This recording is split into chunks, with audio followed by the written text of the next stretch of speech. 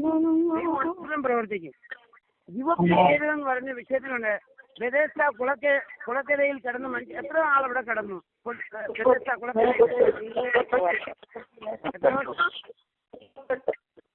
30. കർത്താവായ യേശുക്രിസ്തു ഭൂമിയിൽ ജനിക്കുന്നതിന് മുമ്പ് കിടപ്പ് തുടങ്ങിയതാ.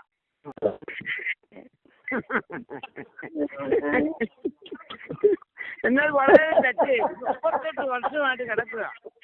കർത്താവായ ഭൂമിയിൽ ശിശുവായിട്ട് ജനിക്കുന്നതിന് മുമ്പ് കിടപ്പ് തുടങ്ങിയതാ. അദ്ദേഹം ഗിവപ്പ് ചെയ്തില്ല. ഞാനാണെങ്കിൽ വളരെ തെറ്റ് ചെയ്തു. ഒരു 5 വർഷം കഴിഞ്ഞാൽ സാധാരണ എല്ലാവരും വന്നു, ഇനി എന്തിനാ ഇവിടെ കിടക്കുക, ജോലിയില്ല.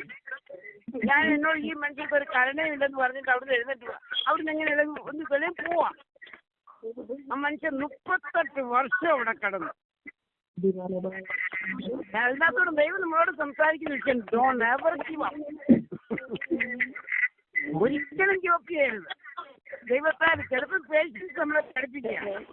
വിശ്വാസത്താലും സഹിഷ്ണുതയാലും വാഗ്ദത്തങ്ങളെ അവകാശമാക്കുന്നവരുടെ അനുകാരികളായി തീരണം. അതുകൊണ്ട് നിങ്ങൾ മന്ദതയുള്ളവരാകാതെ, എബ്രായലേഖനം 6-ാം അധ്യായത്തിൽ വായിക്കണം. അതുകൊണ്ട് നിങ്ങൾ മന്ദതയുള്ളവരാകാതെ വിശ്വാസത്താലും സഹിഷ്ണുതയാലും വാഗ്ദത്തങ്ങളെ അവകാശമാക്കുന്നവരുടെ അനുകാരികളായി തീരണം. നമ്മൾ അനുകാരികളായി തീർന്നോണം. അതുകൊണ്ട് ഒരു വിഷയത്തിന് ഗിവപ്പ് ചെയ്യരുതെന്ന് പറയാൻ വേണ്ടി ഞാൻ പറഞ്ഞത്. 38 ഗിവപ്പ് ചെയ്യണമെന്ന് ചിന്ത വരുമ്പോൾ 38 വർഷമായി കിടന്ന മനുഷ്യനെ ഓർത്താൽ മതി. അവസാനം ഏജ് പറഞ്ഞ് കിടക്കുന്ന ഇത്രയും നാളിലൂടെ കിടക്കുന്ന എന്നോണ്ട് അത് ഞാൻ ചാടാൻ പോകുന്നതിന് മുമ്പ് വേറൊരാളെ എൻ്റെ മുമ്പിൽ ചാടുന്നു എന്ന് പറഞ്ഞു. ഇല്ല, നീ കിടക്കെടുത്തുകൊണ്ട് പോവാൻ കിടക്കെടുത്തുകൊണ്ട് നടന്നു പോയി. അതുപോലെ എല്ലാ വിഷയങ്ങൾക്കും വിടുതൽ. ദൈവത്താൽ അസാധ്യമായിട്ടൊന്നുമില്ല. കർത്താവ് മോശയോട് ചോദിക്കുക, എൻ്റെ കൂടുതലായിട്ടുണ്ടോ? മോശ ചോദിക്കുക, ഈ ജനത്തിനെല്ലാം മാസം മീറ്റ് കൊടുക്കണമെങ്കിൽ കടയിലുള്ള എല്ലാ മൃഗങ്ങളെയും കൊന്ന് കടലിലുള്ള എല്ലാ മീനെ പിടിച്ചാൽ ആകത്തില്ലെന്ന് പറഞ്ഞപ്പോൾ ദൈവം പറഞ്ഞു, എൻ്റെ കൈ കൂടുതലായിട്ടുണ്ടോ? ദൈവത്തിന് അസാധ്യമായതൊന്നുമില്ല. I just want to remind everybody, don't ever give up. Keep praying until something happens. Pray until something happens. That is push. Pray until you. Now pray something, yes, it happens. അപ്പം ഡോറിന്റെ മുമ്പിൽ പുഷെന്ന് കാണത്തില്ല. അന്നേരം ഇത് ഓർത്താൽ മതി. Pray until something happens. എന്തെങ്കിലും സംഭവിക്കുന്നവരെ പ്രാർത്ഥിക്കും. ഏലിയാവ് പ്രാർത്ഥിച്ച പോലെ നമുക്ക് പ്രാർത്ഥിക്കണം. അടയാള സ്നേഹം കാണുന്നവരെയും പ്രാർത്ഥിക്കും. അതുകൊണ്ട് ഇന്ന് രാത്രി പ്രാർത്ഥിക്കാം. ദൈവമായ കർത്താവ് സഹായിക്കുമാറായിട്ട്. സിസ്റ്റർ അക്ഷയുടെ സാക്ഷ്യം കേൾക്കാൻ പോവാണ്. ആ സാക്ഷ്യം കേട്ടാൽ മുഴുവൻ പ്രാർത്ഥനയാൽ ലഭിച്ച കാര്യങ്ങളായി കേൾക്കാൻ പോകുന്നു. ദൈവമായ കർത്താവ് സഹായിക്കുമാറായിട്ട്. കർത്താവിൻ്റെ ദാസിയെ ക്ഷണിച്ചുകൊള്ളുന്നു. ദൈവം അനുഗ്രഹിക്കട്ടെ. എല്ലാവരും പ്രാർത്ഥനയോട് ഇരുന്നാട്ടെ. ദൈവമായ കർത്താവ് സഹായിക്കുമാറായിട്ട്. God bless you. Thank you very much sister. Hello, continue please. ദൈവത്തിന്റെ അതിപരിശുദ്ധമായ നാം വാഴ്ത്തപ്പെടുമാറാകട്ടെ. ഈ പ്രെയർ ലൈനിൽ ഒരിക്കൽ കൂടി കടന്നു വന്ന് എന്റെ സാക്ഷ്യം പറയുവാൻ എനിക്ക് പ്രകാരം ഒരു അവസരം നൽകി തന്ന ദൈവദാസനോടുള്ള പ്രത്യേക നന്ദി അറിയിക്കുന്നു. അതോടൊപ്പം എന്നെ ഇതുവരെ നടത്തിയ ദൈവത്തിനും ഇങ്ങനെ ഒരു അവസരം എനിക്ക് ദൈവം ഈ ഭൂമി നൽകി തന്നതോർത്ത് ദൈവത്തിന് 1000 നന്ദി കരയറ്റുകയാണ്. പ്രത്യേക കഴിഞ്ഞ ദിവസങ്ങൾ എനിക്ക് സാക്ഷ്യം പറയാനിടയായി തീർന്നല്ലോ.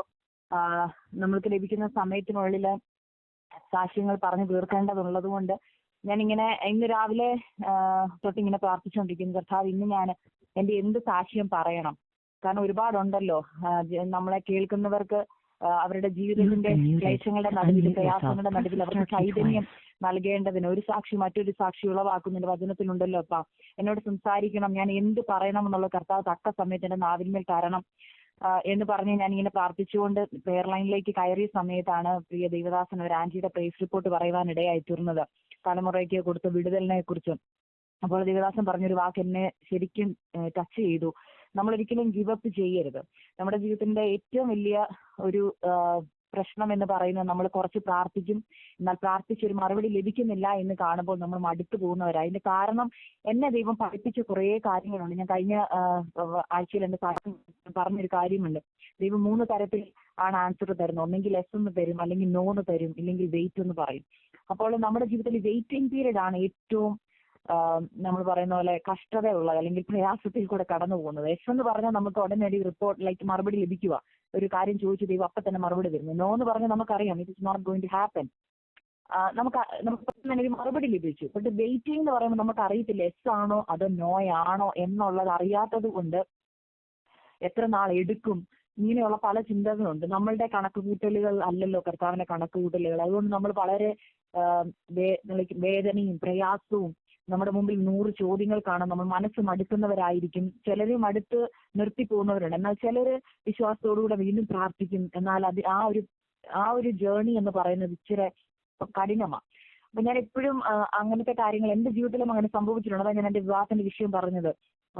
ദൈവമേ, നടക്കുമ്പോൾ എന്നുള്ളൊരു 100 ചോദ്യം നമ്മുടെ മുമ്പിൽ നമ്മൾ പറഞ്ഞ പോലെ പ്രയാസകരമായി കടന്നു വരും. പ്രായം മുമ്പോട്ട് പോകുമ്പോൾ നമ്മൾ ചിന്തിക്കുന്ന ഒരു കാര്യമാണ്, ഇത് ഒരു പ്രായം കഴിഞ്ഞാൽ നമുക്ക് സത്യമായ തുണയെ ലഭിക്കുമോ. എന്നാൽ ഞാൻ കഴിഞ്ഞ ദിവസം ഈ എന്റെ സാക്ഷ്യം പറഞ്ഞതിന് ശേഷം ഞാൻ ഇങ്ങനെ ഈ കഴിഞ്ഞ ഒരാഴ്ച മൊത്തം ഞാൻ ഇങ്ങനെ ദൈവസന്നിധി പ്രാർത്ഥിച്ചുകൊണ്ടിരുന്നു.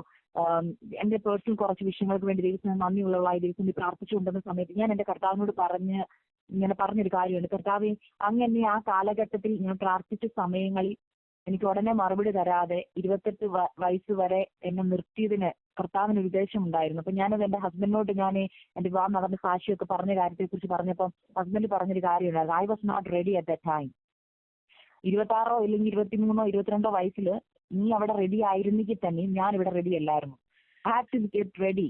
അപ്പൊ എന്നെ ദൈവം റെഡി ആക്കിക്കൊണ്ടിരിക്കുവായിരുന്നു ഇവിടെ. അതുകൊണ്ടാണ് നീ അവിടെ നിന്ന് പ്രാർത്ഥിച്ചിട്ടും ചിലപ്പോൾ വൈകിയത്. അപ്പൊ ഞാൻ ഓർത്ത്, ശരിയാ, ദൈവത്തിന് ബെസ്റ്റ് ആയതിനെ തരണമെങ്കിൽ നമ്മൾ കുറച്ച് പേഷ്യൻസ് ആയിട്ട് നമ്മൾ വെയിറ്റ് ചെയ്യേണ്ടത് ആവശ്യമാണ്.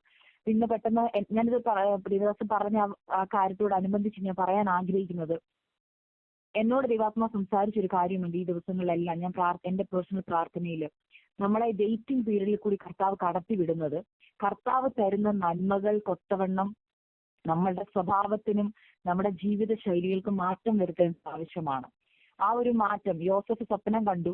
ആ ചെറിയ പ്രായത്തിൽ സ്വപ്നം കണ്ടത് ഉടനെ അങ്ങോട്ട് കൊടുക്കാൻ അവന് പക്വതയുള്ള ആളല്ലായിരുന്നു. ആ പ്രായത്തിൽ അവനെ പക്വതയുള്ളത് ആക്കി തീർക്കണമെങ്കിൽ അവൻ ആ പ്രയാസങ്ങളിൽ കൂടെ കടന്നു പോയേ പറ്റത്തുള്ളൂ. ക്ഷമ പഠിപ്പിക്കണം, സഹിഷ്ണുത പഠിപ്പിക്കണം. ബൈബിളിലെ ഏറ്റവും ഞാൻ പറഞ്ഞ എന്റെ ജീവിതത്തിലാണെങ്കിലും നമ്മുടെ എല്ലാവരുടെയും ജീവിതത്തിൽ ഇച്ചിരി ബുദ്ധിമുട്ടുള്ള കാര്യം ക്ഷമ എന്ന് പറയുന്ന ഒരു കാര്യം. നമുക്ക് ആർക്കും ക്ഷമ കുറവാ. ഞാൻ കണ്ടിരിക്കുന്നിടത്തോളം ക്ഷമ ഉള്ളവർ വളരെ ചുരുക്കം പ്രിയപ്പെട്ടവർ മാത്രമേ ഉള്ളൂ. നമുക്ക് ആർക്കും ക്ഷമ അല്ലെങ്കിൽ ഒരു കാര്യത്തിന് വേണ്ടി വെയിറ്റ് ചെയ്യാന്ന് പറഞ്ഞാൽ വളരെ ബുദ്ധിമുട്ടുള്ള കാര്യമാണ്.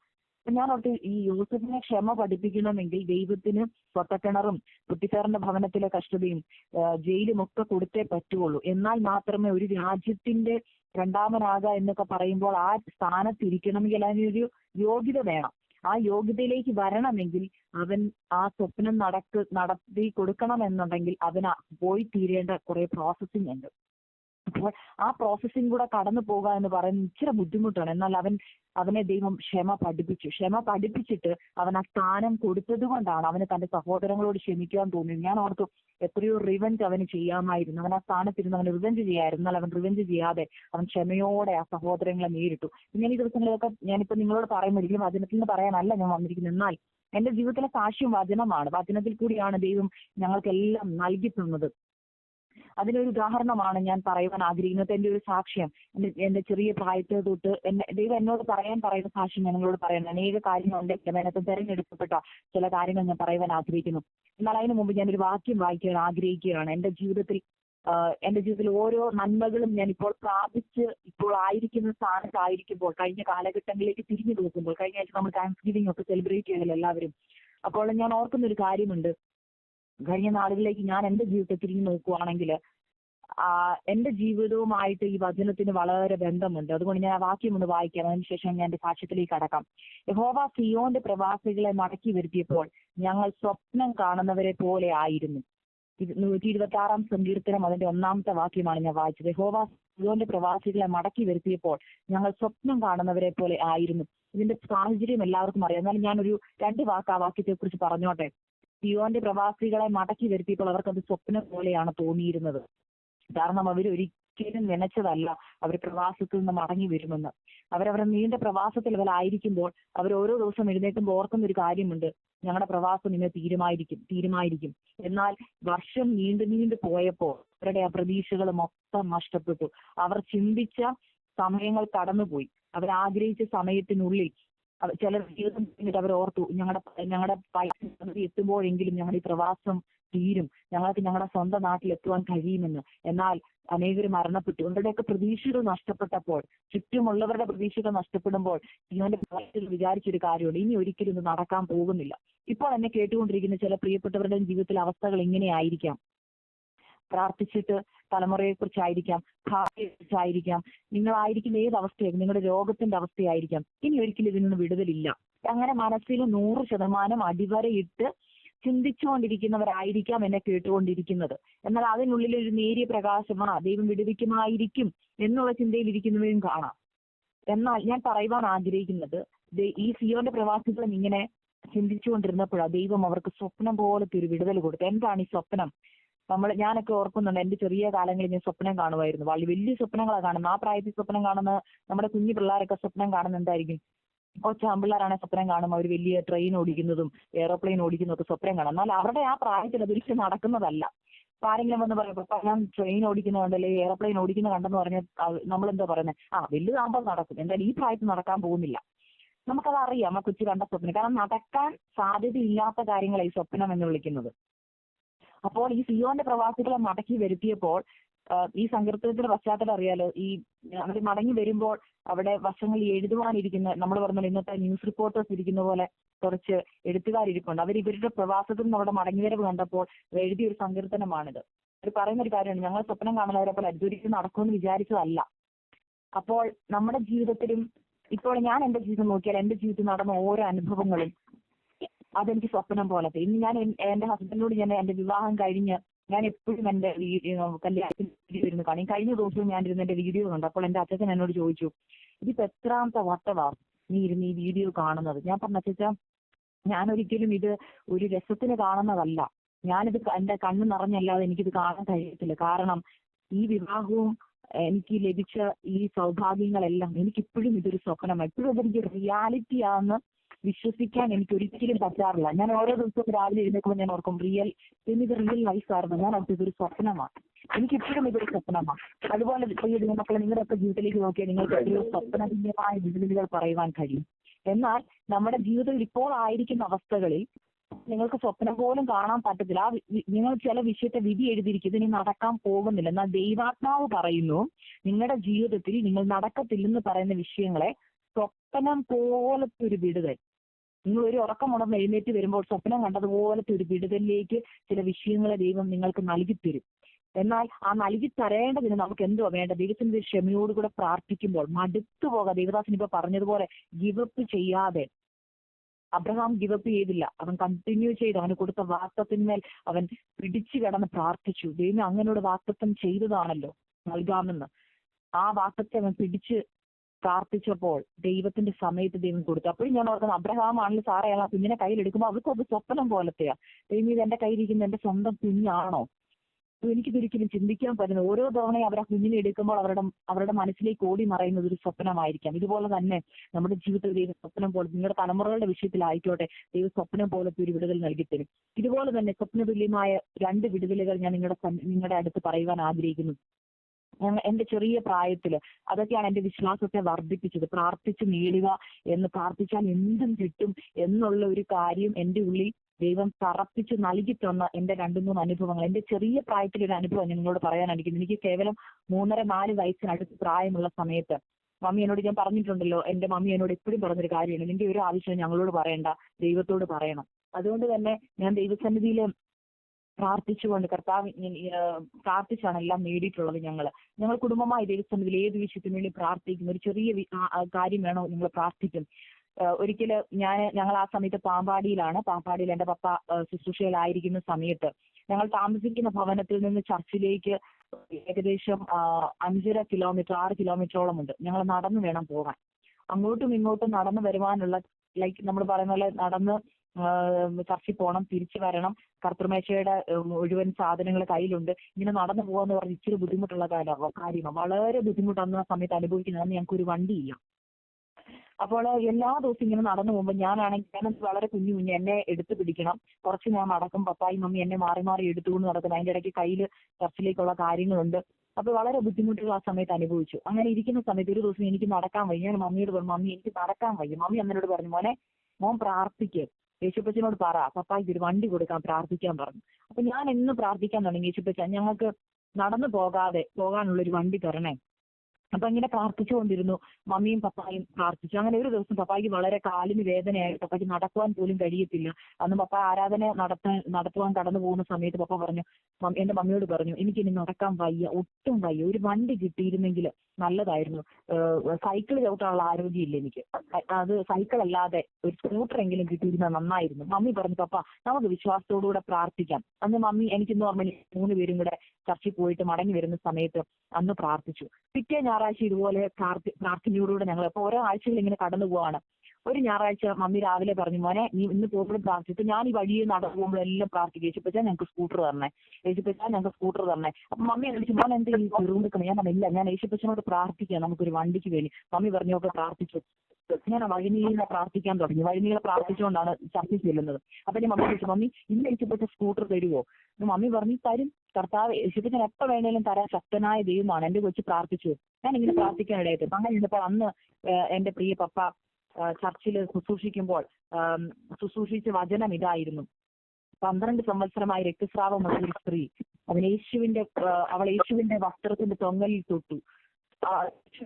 യേശുവിന്റെ വസ്ത്രത്തിന്റെ തൊങ്ങലിൽ അവൾ തൊട്ടപ്പോൾ കർത്താവിന്റെ നിന്ന് ശക്തി പുറപ്പെട്ടു, അവൾ വിടുതൽ പ്രാപിച്ചു. ആ വചനമൊന്നും എനിക്ക് ഓർമ്മയില്ല. എന്നാൽ എന്റെ മമ്മിയുടെ ഒരു സാക്ഷിയാണ് ഞാനിപ്പോ പറയുന്നത്. ഞാൻ ഒന്ന് പ്രാർത്ഥിച്ചുകൊണ്ടിരുന്ന മമ്മി കേട്ട കാര്യമാണ് ഞാൻ പറയുന്നത്. ഇങ്ങനെ പറഞ്ഞ പപ്പ പറഞ്ഞു, ഇന്ന് നിങ്ങൾ ഏത് വിഷയമായിട്ടാണോ ദൈവസന്നിധിയിൽ കടന്നു വന്നിരിക്കുന്നത്, ആ വിഷയവുമായി ഈ കർത്താവിന്റെ സന്നിധിയിലേക്ക് അടുത്തിയെന്ന് യേശുവിന്റെ വസ്ത്രത്തിന്റെ തൊങ്ങലിലൊന്ന് തൊടാമോ? അവന്റെ നിന്ന് ശക്തി പുറപ്പെട്ട് നിന്റെ ജീവിതത്തിന്റെ ഏത് പ്രയാസമാണോ ആ പ്രയാസത്തിന്മേൽ, ഏത് ആവശ്യമാണോ ആ ആവശ്യത്തിന്മേൽ ദൈവത്തിന്റെ കരം പ്രവർത്തിക്കുമെന്ന് പറഞ്ഞു. ഈ വചനം മമ്മി ഏറ്റെടുത്തു. മമ്മി ഏറ്റെടുത്തിട്ട് മമ്മി പറഞ്ഞത് ഇങ്ങനെയാണ്, മമ്മി പ്രാർത്ഥിക്കുവാൻ ഇടയായി തീർന്നു. കർത്താവേ, ഇന്ന് ഞാൻ അങ്ങയുടെ സന്നിധിയിലേക്ക് കടന്നു വരുന്ന ആവശ്യം എന്ന് പറയുന്നത്, ഞങ്ങൾക്ക് യാത്ര ചെയ്യുവാൻ ഒരു സ്കൂട്ടർ വേണം കർത്താവേ. ഞാൻ ആ ആവശ്യമായി അങ്ങയുടെ സന്നിധിയിൽ വരുന്നു. അങ്ങയുടെ വസ്ത്രത്തിന്റെ തൊങ്ങലിൽ ഞാൻ തൊടുന്നു. അങ്ങ് ഞങ്ങൾക്ക് വേണ്ടി വിടുതൽ തരണം, ഞങ്ങൾക്ക് വേണ്ടി ഒരു മറുപടി നൽകി തരണമെന്ന് പ്രാർത്ഥിച്ചു. ഇങ്ങനെ വിശ്വാസത്തോടുകൂടി എന്റെ മമ്മി പ്രാർത്ഥിച്ചപ്പോൾ മമ്മി ഇങ്ങനെ പ്രാർത്ഥിച്ചുകൊണ്ടിരിക്കുമ്പോൾ മമ്മി ഒരു ദർശനം കണ്ടു. ഒരു ഇളം നീല കളറുള്ള സ്കൂട്ടർ മമ്മിയെ ദൈവാത്മാവ് കാണിച്ചു. മമ്മി ഇങ്ങനെ പറഞ്ഞു, കർത്താവെ, ഈ സ്കൂട്ടർ ഞങ്ങൾക്ക് നൽകി തന്നിരിക്കുക, സ്തോത്രം സ്തോത്രം സ്തോത്രം. വിശ്വാസത്തോടുകൂടി പറഞ്ഞു. മമ്മി ആമേൻ പറഞ്ഞു. ആരാധന കഴിഞ്ഞ് വീണ്ടും ഞങ്ങൾ തിരിച്ച് നടന്നു വരുന്ന സമയത്ത് ഞാൻ മമ്മിയോട് ചോദിച്ചു, മമ്മി സ്കൂട്ടർ കിട്ടിയില്ലല്ലോ. ഞാൻ ഓർത്തെ ചർച്ചിൽ ചെല്ലുമ്പോൾ യേശുപ്പച്ചൻ അവിടെ സ്കൂട്ടർ വെച്ചിട്ടുണ്ടെന്ന്. മമ്മി പറഞ്ഞു, ഇല്ല മോനെ, കർത്താപ്പച്ചൻ തരും. ഉടനെ തന്നെ കർത്താപ്പച്ചൻ തരും. മോൻ യേശുപ്പച്ചനോട് വീണ്ടും പ്രാർത്ഥിക്കണം. ഞാൻ ഇങ്ങനെ പ്രാർത്ഥിച്ചുകൊണ്ട് വീണ്ടും തിരിച്ച് വഴിയിൽ നടന്നു വരുമ്പോഴെല്ലാം ഞാൻ പ്രാർത്ഥിക്കുവാണ്. അപ്പൊ ഞാൻ വിചാരിച്ചു വീട്ടിൽ വരുമ്പം അവിടെ സ്കൂട്ടർ കാണാം. ഞാൻ അങ്ങനെയൊക്കെ വിശ്വസിച്ച് ഇങ്ങനെ പ്രാർത്ഥിച്ചുകൊണ്ട് പപ്പ ചോദിച്ചു, നീ ഇന്ന് പ്രാർത്ഥിച്ചു? മമ്മി പറഞ്ഞു, പ്രാർത്ഥിച്ചു പപ്പ. ഒരു കാര്യം പറയാനുണ്ട്. ഇങ്ങനെ ഒരു ഇളം നീല കളറുള്ള സ്കൂട്ടർ കർത്താവ് എന്നെ കാണിച്ചു. അടുത്ത ഞായറാഴ്ച നമ്മൾ ആ സ്കൂട്ടറിൽ പപ്പ ആരാധനയ്ക്ക് വരുമെന്ന് പറഞ്ഞു. പപ്പ സത്യം പറഞ്ഞ മമ്മി പറഞ്ഞൊരു കാര്യമുണ്ട്. എന്റെ പപ്പ അപ്പൊ ചിരിച്ചു. അടുത്ത ഞായറാഴ്ചയോ, കേവലം ഇനി 6 ദിവസം കൂടെ, ഈ 6 ദിവസം നമുക്ക് ആര് സ്കൂട്ടർ തരാണ്? നമ്മുടെ കയ്യിൽ സ്കൂട്ടർ മേടിക്കാൻ പൈസയും ഇല്ല. ഇതെങ്ങനെ കിട്ടുമെന്ന് പപ്പ ചോദിച്ചു. മമ്മി പറഞ്ഞു, പപ്പയല്ലേ ഇന്ന് പ്രസംഗിച്ചത്, വിശ്വാസത്തോടു കൂടെ തൊട്ടാൽ കർത്താവ് വിടുതൽ തരുമെന്ന്. ഞാൻ ഇന്ന് കർത്താവിന്റെ സന്നിധിയിൽ കർത്താവിന്റെ തൊങ്ങലിൽ തൊട്ട് പ്രാർത്ഥിച്ച വിഷയം ഇതാണ്, ഞങ്ങൾക്കൊരു സ്കൂട്ടർ നൽകി. ഇതാണ് ഞങ്ങളുടെ ആവശ്യം. ആ ആവശ്യം ഞാൻ ദൈവസന്നിധി കൊടുത്തിട്ടുണ്ട്. കർത്താവ് എന്നെ കാണിച്ചു. ഞാൻ അതിന് ആമേൻ പറഞ്ഞിട്ടുണ്ട്. നമുക്കത് കിട്ടിയിരിക്കുമോ എന്ന് പറഞ്ഞു. ഞങ്ങൾ തിരിച്ച് ഭവനത്തിൽ കടന്നു വന്നു. തിങ്കളായി, ചൊവ്വാഴ്ചയായി. ചൊവ്വാഴ്ച രാവിലെ സഹോദരിമാരുടെ മീറ്റിംഗ് ഉണ്ട് ചർച്ചിൽ. അപ്പം പപ്പ മമ്മിയെ കൊണ്ടാക്കണം. അതുകൊണ്ട് ഇവർ ചർച്ചിലേക്ക് ക്ലീൻ ഒക്കെ ചെയ്യണം. ഇവർ അതിന് വേണ്ടി പോകാൻ വേണ്ടി ഒരുങ്ങുന്ന സമയത്ത് പപ്പ ചോദിച്ചു, എന്റെ മമ്മിയുടെ പേര് പൊന്നമ്മ എന്ന. മമ്മിയോട് ചോദിച്ചു, പൊന്നമ്മേ, നീ പറഞ്ഞില്ലേ സ്കൂട്ടർ തരുമെന്ന്. സ്കൂട്ടർ ഇന്ന് ചൊവ്വാഴ്ചയായി, എനിക്ക് കേവലം കുറച്ച് ദിവസങ്ങളോടെ ഉള്ളൂ, സ്കൂട്ടർ കിട്ടിയില്ല. മമ്മി പറഞ്ഞു, പപ്പ നമുക്ക് ക്ഷമയോടെ പ്രാർത്ഥിക്കാം, ദൈവം സ്കൂട്ടർ തരും. ബുധനാഴ്ചയായി, വ്യാഴാഴ്ചയായി, വെള്ളിയാഴ്ച പ്രാർത്ഥനയ്ക്ക് പോകാൻ വേണ്ടി പപ്പ ഒരുങ്ങാം. പപ്പ പറഞ്ഞു, ഇനിയും കേവലം ഒരു ദിവസം കൂടി ഉള്ളു പൊന്നമ്മേ. നീ പറഞ്ഞത് ഞായറാഴ്ച നമ്മൾ ആ സ്കൂട്ടറെ പോകുമെന്നാ. എന്നാൽ ഇന്ന് വെള്ളിയാഴ്ച രാവിലെ ഇതുവരെയായിട്ടും കർത്താവ് സ്കൂട്ടർ തന്നില്ല. മമ്മി പറഞ്ഞു, പപ്പ, എന്റെ കർത്താവിന് ഒരു ദിവസം ഒന്നും ഒരു വിഷയമല്ല. എന്റെ കർത്താവിന് വേണമെങ്കിൽ ഞായറാഴ്ച രാവിലെയും സ്കൂട്ടർ തരാം. എന്നാൽ എന്റെ കർത്താവ് എന്നെ വെച്ചിട്ടുണ്ട് ഇളം നീല കളറുള്ള സ്കൂട്ടർ. അത് കർത്താവ് നൽകി തരിക തന്നെ ചെയ്യുമെന്ന് പറഞ്ഞു. ഇങ്ങനെ ഇവര് വെള്ളിയാഴ്ച പ്രാർത്ഥനയ്ക്ക് പോകാൻ വേണ്ടി ഒരുങ്ങിക്കൊണ്ടിരുന്നു. ഇങ്ങനെ സംസാരിച്ചുകൊണ്ടിരിക്കുന്ന സമയത്ത് ഞങ്ങളുടെ ഭവനത്തിലേക്ക് ഒരു അങ്കിള് കടന്നു വന്നു. അമ്മേനൂരുള്ളൊരു ജോയിച്ചായൻ. ഇന്ന് അദ്ദേഹം നിത്യതയിൽ പ്രവേശിച്ചു. എന്നാൽ ആ അങ്കിള് കടന്നു വരുവാനിടയായി തീർന്നു. അങ്കിൾ കടന്നു വന്നപ്പോൾ മമ്മിയോട് അവര് വീട്ടിൽ കയറി ഇരുന്ന് സംസാരിച്ചു കൊണ്ടുമ്പോൾ ചോദിച്ചു, എന്താ രാവിലെ തന്നെ ഇന്ന് പ്രാർത്ഥനയ്ക്ക് ഞങ്ങൾ പോകാൻ വരും. പറഞ്ഞു, പൊന്നമ്മേ ഞാൻ വന്നേൻ്റെ ഒരു കാര്യം, നിങ്ങൾക്കൊരു സാധനം ഞാൻ മേടിച്ച് വീട്ടിൽ വെച്ചിട്ടുണ്ട്, അത് തരാൻ വേണ്ടിയാ. അപ്പൊ പപ്പ ചോദിച്ചു, അതെന്തിനാ വീട്ടിൽ വെച്ചിട്ട് ഇവിടെ വരെ വന്നു, അതുമായിട്ട് വരാൻ വയ്യായിരുന്നു എന്ന് ചോദിച്ചു. പറഞ്ഞു, അത് എനിക്ക് എടുത്തോണ്ട് വരാൻ പറ്റുന്ന ഒരു സാധനമല്ല, നിങ്ങൾ വന്ന് എടുത്തോണ്ട് വരണമെന്ന് പറഞ്ഞു. പപ്പ ചോദിച്ചു, അതെന്താ അത്ര ഘനമേറിയ കാര്യമാണോ എന്ന് ചോദിച്ചു. പറഞ്ഞു, അതെ. അപ്പൊ മമ്മി ചോദിച്ചു, എന്താ ചോദിച്ചത് പറ എന്ന് പറഞ്ഞു. അപ്പൊ ചോദിച്ചാൻ പറഞ്ഞു, എനിക്കറിയത്തില്ല, കഴിഞ്ഞ 2 ആഴ്ചയായിട്ട് എന്റെ ഉള്ളിൽ ശക്തമായിട്ട് ദൈവാത്മാവ് ഇടപെടുന്നു, നിങ്ങൾക്കൊരു സ്കൂട്ടർ മേടിച്ചു തരണമെന്ന്. ഞാൻ നിങ്ങൾക്ക് വേണ്ടി സ്കൂട്ടർ മേടിച്ച് എന്റെ വീട്ടിൽ വെച്ചിട്ടുണ്ടെന്ന് പറഞ്ഞു. അപ്പൊ മമ്മി ചോദിച്ചു, എല്ലാവരും ഷോക്കായിട്ട്. മമ്മി ചോദിച്ചു, എന്ത് കളറാ സ്കൂട്ടർ എന്ന് ചോദിച്ചു. അപ്പൊ പപ്പ തലമുടി ചീക്കൊണ്ടിരിക്കുവായിരുന്നു. പപ്പ ചർച്ചിൽ പോകാൻ വേണ്ടി. ഇപ്പൊ പറഞ്ഞു, പാസ്റ്ററുടെ കയ്യിരിക്കുന്ന ചീപ്പിന്റെ കളറാന്ന് പറഞ്ഞു. പപ്പ അപ്പോൾ ഇളം നീല കളർ ചീപ്പ് വെച്ചാണ് തല ചീക്കൊണ്ടിരുന്നത്. അപ്പൊ പറഞ്ഞു, ആ കളറാന്ന് പറഞ്ഞു സ്കൂട്ടർ. മമ്മി അപ്പൊ പപ്പായെ നോക്കി. പപ്പായ്ക്ക് എന്ത് പറയണമെന്ന് അറിയത്തില്ല, കാരണം കുറച്ച് മുമ്പ് പപ്പ ചോദിച്ചതേ ഉള്ളൂ സ്കൂട്ടർ എന്ത് ചെയ്യുന്നു. പെട്ടെന്ന് മമ്മിയും പപ്പായും, സത്യം പറഞ്ഞ മമ്മി പറഞ്ഞൊരു കാര്യമാണ്, പപ്പായും മമ്മിയും കരം കോർത്ത് പിടിച്ച് പ്രാർത്ഥിച്ച് കരയുവാനിടയായിട്ടിരുന്നു. കാരണം ഇത്ര പെട്ടെന്ന് കർത്താവ്, കാരണം ഒരു ദിവസം കൂടെ ഉള്ളൂ ഞങ്ങളുടെ മുമ്പിൽ ഞായറാഴ്ച എന്ന് പറയാൻ. പെട്ടെന്ന് പപ്പ പറഞ്ഞു, ഒരു കാര്യം ചെയ്തു വെച്ചാൽ ഞങ്ങൾ പ്രാർത്ഥനയൊക്കെ നടത്തിയിട്ട് വന്ന് ഭവനത്തിലേക്ക് വരാമെന്ന് പറഞ്ഞു. ചോദിച്ചാൽ കടന്നുപോയി. പപ്പായും മമ്മിയും വെള്ളിയാഴ്ച പ്രാർത്ഥന നടത്തിയിട്ട് അവരവിടെ മമ്മേനൂരിലേക്ക് കടന്നുപോയി. അവിടെ പോയി പപ്പായും മമ്മിയും പോയി. വൈകുന്നേരം ആയപ്പോഴത്തേനും സ്കൂട്ടർ ഭവനത്തിൽ കൊണ്ടുവരാൻ ഇടയായി തീർന്നു. പപ്പ അന്ന് ഡ്രൈവിംഗ് പഠിച്ചിട്ടില്ല. എന്നാലും ഞായറാഴ്ച ഞങ്ങളുടെ ചർച്ചിലുള്ള ഒരു അങ്കിളിനെ വിളിച്ചുകൊണ്ട് വന്നു. പപ്പ അങ്കിൾ വന്ന് ഓടിച്ചാണ് പപ്പ ഞായറാഴ്ച ചർച്ചിലേക്ക് ആ സ്കൂട്ടറുമായി കടന്നു വന്നത്. ദൈവാത്മാവ് പറഞ്ഞ പോലെ തന്നെ അടുത്ത ഞായറാഴ്ച ഈ സമയത്ത് പപ്പ നമ്മൾ ഒരുമിച്ച് നമുക്ക് ആ സ്കൂട്ടർ ലഭിക്കും, ആ സ്കൂട്ടർ ആയിരിക്കും നമ്മൾ ആരാധനയ്ക്ക് പോകുന്ന പറഞ്ഞതുപോലെ അതുപോലെ തന്നെ ദൈവം ചെയ്തു തന്നു ദൈവമക്കളെ. എന്നാൽ ആ നടന്നപ്പോൾ മമ്മി പറഞ്ഞിട്ട് ഇതുപോലെയാണ് കർത്താവ്, ഇത് ഞങ്ങൾക്ക് സ്വപ്നം പോലത്തെ വിടുതല. കാരണം ഞാൻ പറഞ്ഞില്ല, അന്ന് നമ്മൾ പറഞ്ഞ പോലെ ഞങ്ങൾ ഒരു ചെറിയ സഭയിലാണ് ഇരിക്കുന്നത്, വലിയ വരുമാനമൊന്നുമില്ല, ഒരു സ്കൂട്ടർ മേടിക്കാനൊന്നുള്ള കാശ് ഞങ്ങൾക്കില്ല. ദൈവം അങ്ങനെ ഞങ്ങൾക്ക് ഒരു സ്കൂട്ടർ നൽകി തരുവാനിടെ. അതിന് ദൈവം ഞങ്ങൾക്ക് ബൈക്ക് നൽകി തന്നു. ആ ബൈക്ക് ലഭിച്ചത് ഇതുപോലെ തന്നെ പ്രാർത്ഥിച്ചു. ഒരു ആന്റിയുടെ ഹൃദയത്തിൽ പരിശുദ്ധാത്മാവ് ഇടപെട്ട് 20,000 രൂപ എന്റെ മമ്മിക്ക് അയച്ചു കൊടുത്തിട്ട് പറഞ്ഞു, നിങ്ങളൊരു ബൈക്ക് എടുക്കണം എന്ന് പറഞ്ഞു. അന്ന് ഞങ്ങൾ 2 കുഞ്ഞുങ്ങളുണ്ട്. അപ്പൊ സ്കൂട്ടറെ പോകുന്ന ബുദ്ധിമുട്ടായിരിക്കും, നിങ്ങൾ ഒരു ബൈക്ക് എടുക്കാൻ പറഞ്ഞ് അങ്ങനെ 20,000 രൂപ അയച്ചു തന്നു. അങ്ങനെയാണ് ഞങ്ങൾ ബൈക്ക് എടുക്കുന്നത്. ഇങ്ങനെ പറയാൻ കാരണം, ഞങ്ങൾക്ക് ആദ്യം ലഭിച്ച ഒരു വണ്ടി സ്കൂട്ടർ, ആ സ്കൂട്ടർ ലഭിച്ചത് അങ്ങനെയാണ്. ഇങ്ങനെ വർഷങ്ങൾ കടന്നുപോയി. ഞങ്ങൾ 4 പെൺകുഞ്ഞുങ്ങളായി.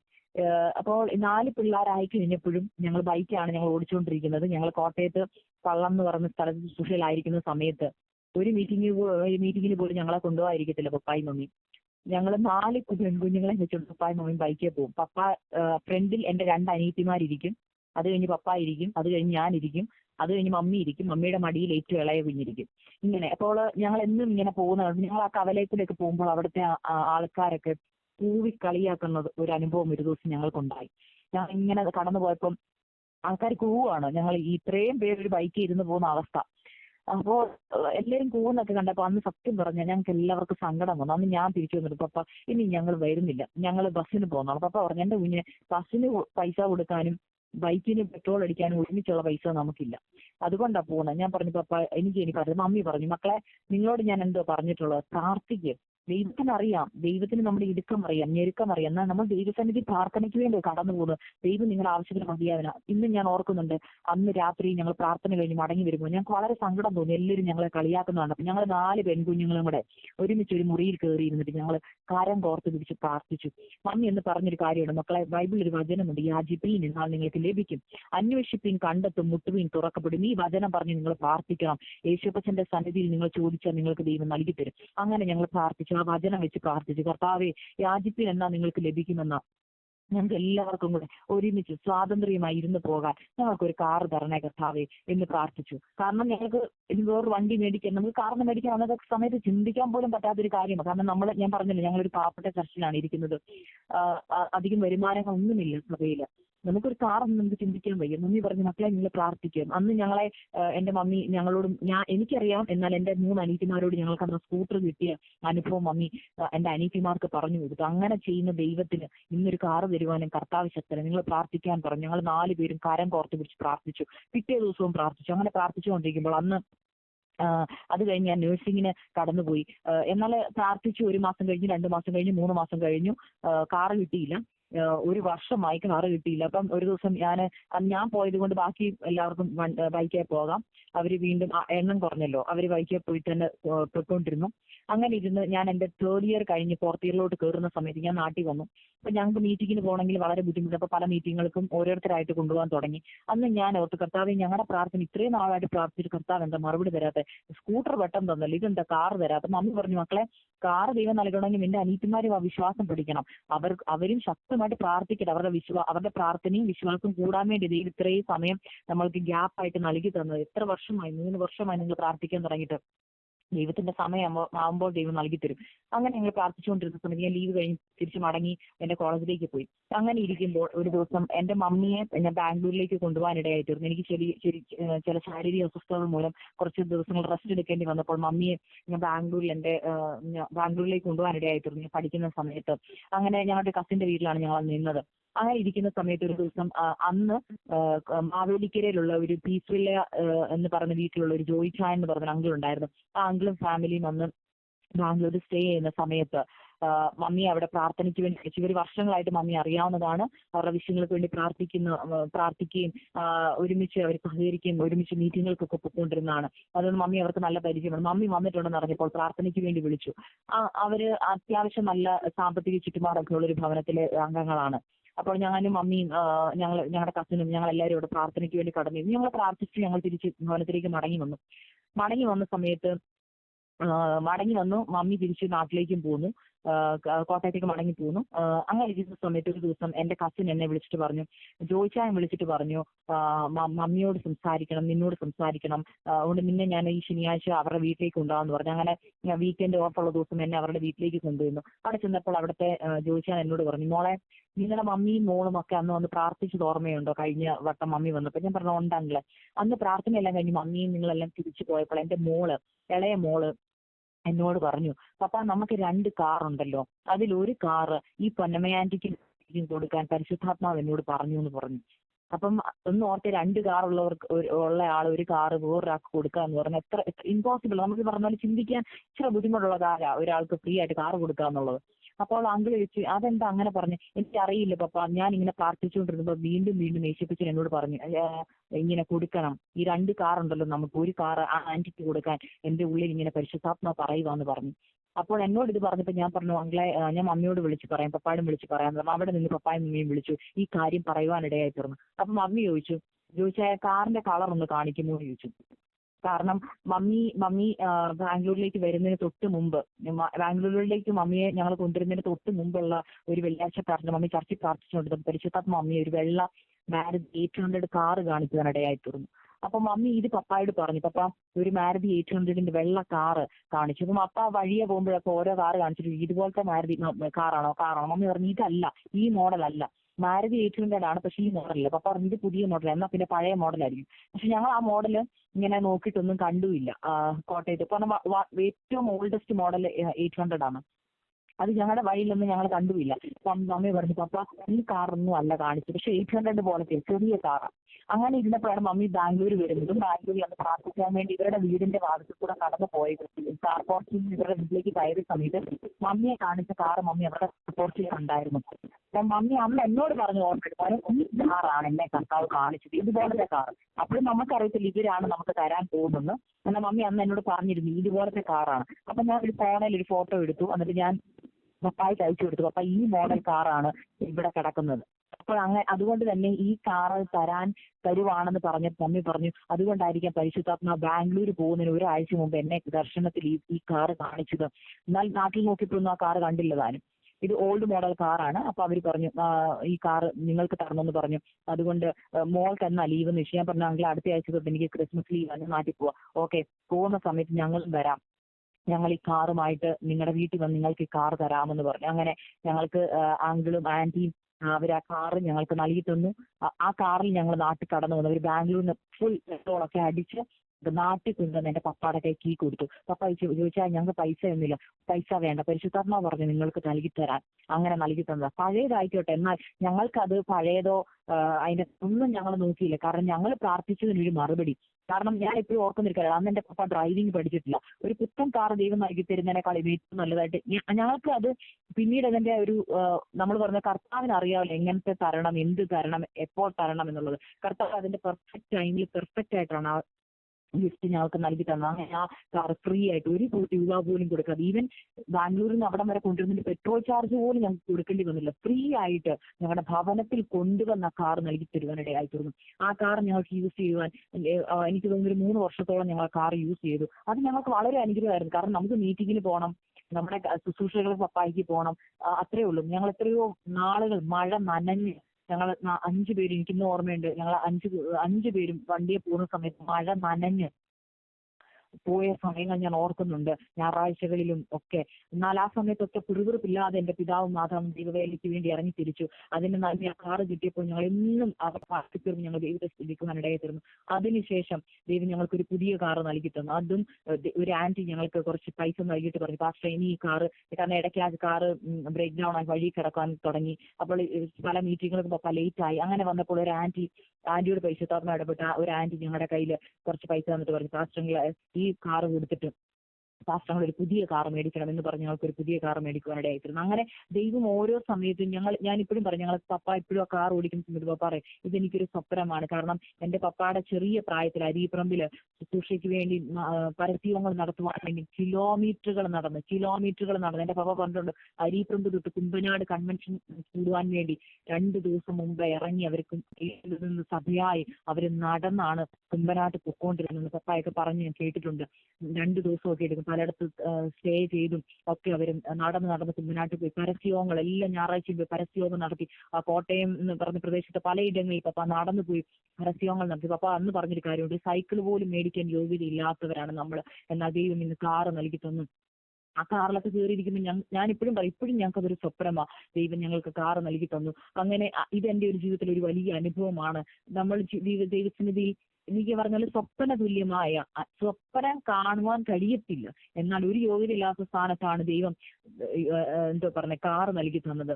ഞാൻ ഓർത്തൊരു എയറോപ്ലെയിനെ കയറണമെന്ന് കൊതിച്ചിട്ടുണ്ട്, ഇങ്ങനെ ഫ്ലൈറ്റ് ഒക്കെ മേളിൽ കൂടെ പോകുമ്പോൾ കൊതിച്ചിട്ടുണ്ട്. എന്നാൽ ഞാൻ ഒരിക്കലും വിചാരിച്ചിട്ടില്ല എനിക്കൊരു ഫ്ലൈറ്റ് കയറുവാൻ യോഗം ഉണ്ടാകുമെന്ന്. എന്നാൽ കർത്താവ് തക്ക സമയത്ത് അമേരിക്ക വരെ ഞാൻ ഒരു പ്രാവശ്യം ആഗ്രഹിച്ചിട്ടുണ്ട്, കർത്താവ് ഒരു 5 മിനിറ്റ് എങ്കിലും എനിക്കൊരു ഫ്ലൈറ്റ് കയറിയിരിക്കണം. ഞാനപ്പോൾ ഓർത്തു, ഞാൻ 5 മിനിറ്റ് ചോദിച്ചു, കർത്താവ് എന്നെ ഓൾമോസ്റ്റ് 24 hours ഒരു ഫ്ലൈറ്റിൽ ഇരുത്തി അമേരിക്ക വരെ വരുവാൻ വേണ്ടി. അപ്പൊ ഞാൻ ആ ഫ്ലൈറ്റിലൊക്കെ ഇരുന്നപ്പോൾ ഞാൻ ഓർത്തു, എന്റെ കർത്താവ് ഒരു സൈക്കിൾ ആഗ്രഹിച്ച സമയങ്ങളുണ്ട്, എന്നാൽ കർത്താവ് ഇന്ന് അങ്ങനെ ഞങ്ങൾക്കൊരു ഫ്ലൈറ്റ് യാത്ര ചെയ്യുവാനും ഈ രാജ്യത്ത് കടന്നു വരുവാനും, ഞാൻ ഇവിടെ വന്ന് കാറുകളൊക്കെ ഉപയോഗിക്കാൻ തുടങ്ങി. ഞാൻ ഡ്രൈവിംഗ് പഠിച്ച് കാറൊക്കെ ഓടിച്ചപ്പോൾ ഞാൻ ഓരോ വട്ടവും എന്റെ കാർ എടുത്ത് ഡ്രൈവ് ചെയ്യുമ്പോൾ സത്യം പറഞ്ഞ് കരഞ്ഞുകൊണ്ടാണ് കാർ ഡ്രൈവ് ചെയ്യുന്നത്. കർത്താവ്, ഞാൻ ഇവിടെ കിടന്നവളാണ്, കുപ്പയിൽ കിടന്നവളാണ്, എന്നാൽ കർത്താവ് എനിക്ക് സ്വന്തമായിട്ടൊരു കാർ ഓടിക്കുവാൻ എന്തോ പറയുന്നത്, എനിക്കത് പറഞ്ഞറിയിക്കാൻ അറിയത്തില്ല. ദൈവമക്കൾ, എന്റെ ഹൃദയത്തിൽ ദൈവസന്നിധി നന്ദിയോടെ ദൈവത്തിന് നന്ദി പറയുകയാണ്. ഓരോ സമയവും ഇതിനൊന്നും യോഗ്യതയില്ല, നമ്മൾ എവിടെ കിടന്നവരാണ്, എന്നാൽ കർത്താവ് നമുക്ക് നൽകി തന്ന ഓരോ നന്മകളും ഓരോ ഉപകാരങ്ങളും. ഞങ്ങൾ ഇന്നും നാട്ടിൽ വാടകയ്ക്കാണ് താമസിക്കുന്നത്, എന്നാൽ ഞാൻ ഇവിടെ കടന്നു വന്ന് ഞങ്ങളുടെ സ്വന്തം ഭവനത്തിൽ ഓരോ ദിവസവും ഞാൻ ഇന്നും ഓർക്കുന്നുണ്ട്. ആദ്യം ഞാൻ അമേരിക്കയിൽ വന്ന് ഞങ്ങൾ ഈ ഭവനത്തിലേക്ക് കയറിയിട്ട് എന്റെ പ്രിയപ്പെട്ടവൻ എന്നോട് പറഞ്ഞു, ഇത് ഇന്ന് തൊട്ട് നമ്മുടെ വീടാന്ന് പറഞ്ഞപ്പോൾ സത്യം പറഞ്ഞ വാവിട്ട് കരയുവാനിടയായിത്തീർന്നു. കാരണം ഓരോ ദിവസവും ഞങ്ങൾ എഴുന്നേൽക്കുമ്പോൾ എന്റെ പപ്പ പറഞ്ഞൊരു കാര്യമുണ്ട്, ഞങ്ങൾ വാടകയ്ക്ക് ഇപ്പോൾ ഓൾമോസ്റ്റ് 29 വർഷത്തോളമാണ് ഞങ്ങൾ വാടകയ്ക്ക് താമസിക്കാൻ തുടങ്ങിയിട്ട്. ഈ നീണ്ട വർഷങ്ങൾ വാടകയ്ക്ക് താമസിക്കുമ്പോൾ ഓരോ ദിവസവും വാടക കൊടുക്കാൻ പൈസ ഇല്ലാതെ സമയങ്ങൾ ഞങ്ങളുടെ മുമ്പിലുണ്ട്. വാടക കൊടുക്കുവാൻ വൈകിയതിന്റെ പേരിൽ ഇന്ന് മാറിക്കോണം, ഇന്ന് വൈകിട്ട് 5 മണിക്കിപ്പുറം വീട്ടിൽ നിന്ന് ഇറങ്ങിക്കോണം എന്ന് പറഞ്ഞ സമയങ്ങൾ ഞങ്ങളുടെ ജീവിതത്തിൽ കടന്നു വന്നിട്ടുണ്ട്. ഞങ്ങൾക്ക് പോകാൻ ഒരിടമില്ല. അന്ന് എന്റെ പപ്പ പറഞ്ഞൊരു വാക്ക് എന്റെ ഹൃദയത്തെ വളരെയധികം വേദനിപ്പിക്കാൻ ഇടയായിത്തീർന്നു. അന്ന് ഞങ്ങൾ 3 കുഞ്ഞുങ്ങളും 15 വയസ്സിന് എബാവുമാണ്. പപ്പ പറഞ്ഞൊരു കാര്യമുണ്ട്, എന്റെ കർത്താവ്, ഈ പ്രായപൂർത്തിയായ 3 കുഞ്ഞുങ്ങളെയും കൊണ്ട് ഞാൻ എങ്ങോട്ട് ഇറങ്ങും? എനിക്ക് മേലോട്ട് നോക്കിയാൽ ആകാശവും താഴോട്ട് നോക്കിയാൽ ഭൂമിയും, കയറിക്കിടക്കാൻ ഒരു കിടപ്പാടം ഇല്ലല്ലോ കർത്താവ്. ഈ പെൺകുഞ്ഞുങ്ങളുമായിട്ട്, ആൺകുഞ്ഞുങ്ങളാണ് കുഴപ്പമില്ല, പെൺകുഞ്ഞുങ്ങളുമായിട്ട് ഞാൻ എവിടേക്ക് ഇറങ്ങും കർത്താവ് എന്ന് ചോദിച്ച സമയങ്ങൾ ഞങ്ങളുടെ ജീവിതത്തിലുണ്ട്. എന്നാൽ കർത്താവ് തക്ക സമയത്ത് പൈസയായിട്ടും എല്ലാം ഞങ്ങൾക്ക് വഴികൾ ഞങ്ങളെ മാനിച്ചു. എന്നാൽ മനുഷ്യരുടെ മുമ്പിൽ ഒരു ദിവസം പോലും കൈ നീട്ടുവാൻ ഇടവരുത്താതെ ദൈവത്തിന്റെ കയ്യിൽ നിന്ന് നേരിട്ട് ഞങ്ങൾ മേടിച്ചിട്ടുണ്ട്. ഞാൻ പലരും പറഞ്ഞു കേട്ടിട്ടുണ്ട്, കർത്താൻ എന്താ നൂല കെട്ടി ഇറക്കി തരുമെന്ന്. ദൈവങ്ങളെ നൂല കെട്ടി ഇറക്കി തരണമെങ്കിൽ എന്റെ ദൈവം നൂല കെട്ടി ഇറക്കി തരും. അതാണ് എന്റെ കർത്താവ്. ഞാനത് വിശ്വസിക്കുന്ന ആളാണ്. കാരണം ഞങ്ങളുടെ ജീവിതത്തിൽ എത്രയോ അത്ഭുതങ്ങൾ എന്ന് പറഞ്ഞാൽ വലിയ അത്ഭുതങ്ങൾ കർത്താവ് ചെയ്തു തന്നിട്ടുണ്ട് തക്ക സമയത്ത്. ഞാനിപ്പോഴും ഒരു ദിവസം ഞങ്ങളോട് ഞങ്ങളുടെ ഓണർ വന്ന് പറഞ്ഞു, ഇന്ന് 5 മണിക്ക് ഇപ്പുറം മാറിക്കോണം, വാടക തരാൻ ലേറ്റ് ആയതുകൊണ്ട്. അപ്പോൾ അന്ന് 4000 രൂപയാണ് വാടക. ഞങ്ങൾക്ക് വളരെ ബുദ്ധിമുട്ടാണ്. മാറേണ്ട ദിവസം പറഞ്ഞു മാറിക്കണം എന്ന് പറഞ്ഞു. എന്നാൽ അന്ന് രാവിലെ ആയിട്ട് ഞങ്ങൾ ഒന്നും പാക്ക് ചെയ്തിട്ടില്ല. മമ്മി പറഞ്ഞു പാക്ക് ചെയ്യേണ്ടെന്ന്. പപ്പ ചോദിച്ചു ഇനി കേവലം മണിക്കൂറിനും കൂടെ ഉള്ളു, 5 മണിയാകുമ്പോൾ പുള്ളി വന്നിട്ട് പറഞ്ഞു ഇവിടെ നിന്ന് ഇറങ്ങാൻ. അപ്പൊ എന്ത് ചെയ്യും? നമ്മൾ നാണം കെടേണ്ടി വരും. ദേവദാസ് ഇത്രയും വർഷം ഈ സ്ഥലത്ത് വന്ന് ശുശ്രൂഷ ചെയ്തിട്ട് ഓണർ ഇറക്കി വിട്ടെന്ന് പറഞ്ഞ് നാണം കേടാ. മമ്മി പറഞ്ഞു പപ്പ ഇത്രയും നാളും കർത്താവ് നടത്തിയില്ലേ, ദൈവം അറിയാതെ നമ്മുടെ ജീവിതത്തിൽ ഒന്നും സംഭവിക്കത്തില്ല. കർത്താവിന്റെ നാമത്തിന് വേണ്ടി വിശ്വാസത്തോടുകൂടെ ഒന്നും വേണ്ട എന്ന് പറഞ്ഞ് ഞാൻ ഇറങ്ങി തിരിച്ചു എല്ലാം നൽകി തരാൻ ദൈവം ശക്തനാ. അങ്ങനെയെങ്കിൽ ഇവിടുന്ന് ഇറങ്ങാൻ ദൈവം സമ്മതിക്കത്തില്ലെന്ന് പറഞ്ഞു. ദൈവമക്കളെ 4 മണിയായി. അപ്പൊ പപ്പ പറഞ്ഞു ഇനി 1 മണിക്കൂറും കൂടെ ഉള്ളൂ. പപ്പായ്ക്ക് ആകെ ടെൻഷനായി. മമ്മി പറഞ്ഞു ബാ നമുക്ക് എല്ലാവർക്കും കരം കോർത്ത് പിടിച്ച് പ്രാർത്ഥിക്കാം. ഞാനും പപ്പായും മമ്മിയും എന്റെ 3 അനീതിമാരും ഞങ്ങൾ ഒരുമിച്ച് കർത്താവേ ഇനി 1 മണിക്കൂറും കൂടെ ഉള്ളൂ ഞങ്ങളുടെ ജീവിതത്തിൽ, ഞങ്ങളുടെ മുമ്പിൽ കർത്താവേ ഇവിടുന്ന് ഇറങ്ങേണ്ടി വന്നാൽ ഞങ്ങൾക്ക് പോകാനൊരു ഇടമില്ല, നടു റോഡിലോട്ട് ഇറങ്ങേണ്ടി വരും, ഞങ്ങൾക്ക് കയറി കിടക്കാൻ ഇടമില്ല കർത്താവേ, ഇനി അത്ഭുതം പ്രവർത്തിക്കണമെന്ന് പ്രാർത്ഥിച്ചുകൊണ്ടിരിക്കുമ്പോൾ ഞങ്ങളുടെ വീടിന്റെ ഫ്രണ്ടിൽ വന്ന് ആരാണ്ട് ബെല്ലടിച്ചു. ഞങ്ങൾ ഓടിച്ചു നോക്കിയപ്പം ഞങ്ങൾക്ക് അറിയത്തില്ല അവരാരാന്ന്. സത്യസന്ധമായി പറഞ്ഞ് ഞങ്ങൾക്ക് അറിയത്തില്ല അത് ആരാന്ന്. ഒരു ആന്റി ഞങ്ങളും വഴി ചോദിച്ചു വന്നതാ. അപ്പൊ ഞങ്ങളോട് പറഞ്ഞു ഇവിടെ ഒരു പാസ്റ്ററുണ്ട്. പാസ്റ്ററുടെ പേര് പറഞ്ഞു, പക്ഷെ ഞങ്ങൾക്ക് അങ്ങനെ ഒരു പാസ്റ്റർ അറിയത്തില്ല. അപ്പൊ ഇവര് പറഞ്ഞു ഞങ്ങള് അങ്ങ് ദൂരേന്നാ വരുന്നത്, ഞങ്ങൾ ആ പാസ്റ്റർ അന്വേഷിച്ച് വന്നതാണ്, ഒരു അത്യാവശ്യ കാര്യം പറയാനുണ്ടായിരുന്നു എന്ന് പറഞ്ഞു. പപ്പ പറഞ്ഞു സോറി ഞങ്ങൾക്ക് അറിയത്തില്ല, ഞങ്ങൾ ഇവിടെ വന്നിട്ട് ഇത്രയും നാളെ ഞങ്ങൾക്ക് ആ ദേവദാസിനെയും കുടുംബത്തെ അറിയത്തില്ല. അപ്പൊ അവരെ കയറ്റി വാഹനത്തിലിരുത്തി അവരോട് സംസാരിച്ചുകൊണ്ടിരുന്നപ്പോൾ അവർ പ്രാർത്ഥനാ വിഷയമായിട്ടാണ് കടന്നു വന്നത്. അവർ പ്രാർത്ഥിച്ച് മമ്മിയോട് പറഞ്ഞു ഞങ്ങൾ ഒരുമിച്ചിരുന്ന് പ്രാർത്ഥിക്കാനായിട്ടായിരുന്നു. എന്റെ മമ്മിക്ക് ദൈവം കൃപാവരങ്ങൾ കൊടുത്തിട്ടുണ്ട്. മമ്മി പ്രാർത്ഥിച്ചു അവരോടുള്ള ആലോചന അറിയിച്ചു. അത് അവരുടെ ജീവിതത്തിൽ വലിയ വിടുതലായി തീർന്നു. അവർക്ക് അനേക നാളുകളായിട്ട് അവരെ ബന്ധിച്ചു വെച്ചിരുന്ന ചില വിഷയങ്ങളുണ്ടായിരുന്നു. അതൊക്കെ പരിശുദ്ധാത്മാവ് വെളിപ്പെടുത്തി കൊടുത്തപ്പോൾ അവർ എന്തെന്നില്ലാതെ, എനിക്കിപ്പോഴും ഓർമ്മ ആങ്കിലും അനുഭാവിട്ട് കരയുവാനിടയായിരുന്നു. അവർ പറഞ്ഞു ഇതൊന്നും ഞങ്ങൾക്ക് അറിയത്തില്ലായിരുന്നു, ഇതൊന്നും ഞങ്ങൾക്ക് ആരും പറഞ്ഞു തന്നില്ലായിരുന്നു. എന്നാൽ അന്ന് പ്രാർത്ഥന കഴിഞ്ഞ് എഴുന്നേറ്റപ്പോൾ അവരുടെ മനസ്സിൽ എന്തെന്നില്ലാത്തൊരു സമാധാനം, ഇതുവരെയും അനുഭവിക്കാത്ത സമാധാനം. അവര് വളരെ സ്ട്രെസ്സിൽ കൂടെ കടന്നു പോയിക്കൊണ്ടിരിക്കുകയായിരുന്നു.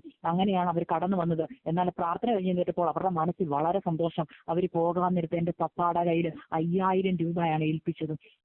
ഞങ്ങൾ പ്രാർത്ഥന കഴിഞ്ഞ് എഴുന്നേറ്റ് 5:15 ഞാൻ ആദ്യം ഓടിപ്പോയി നോക്കി കർത്താവ് ഓണർ എങ്ങാനും വന്ന് വാതിക്ക് നിൽപ്പുണ്ടോ. കാരണം ഇവർക്ക് ഈ വന്ന അങ്കിളും ആന്റിക്കും അറിയത്തില്ലല്ലോ ഞങ്ങൾ വീട്ടിൽ നിന്ന് ഇറങ്ങാനുള്ളവരാണ്.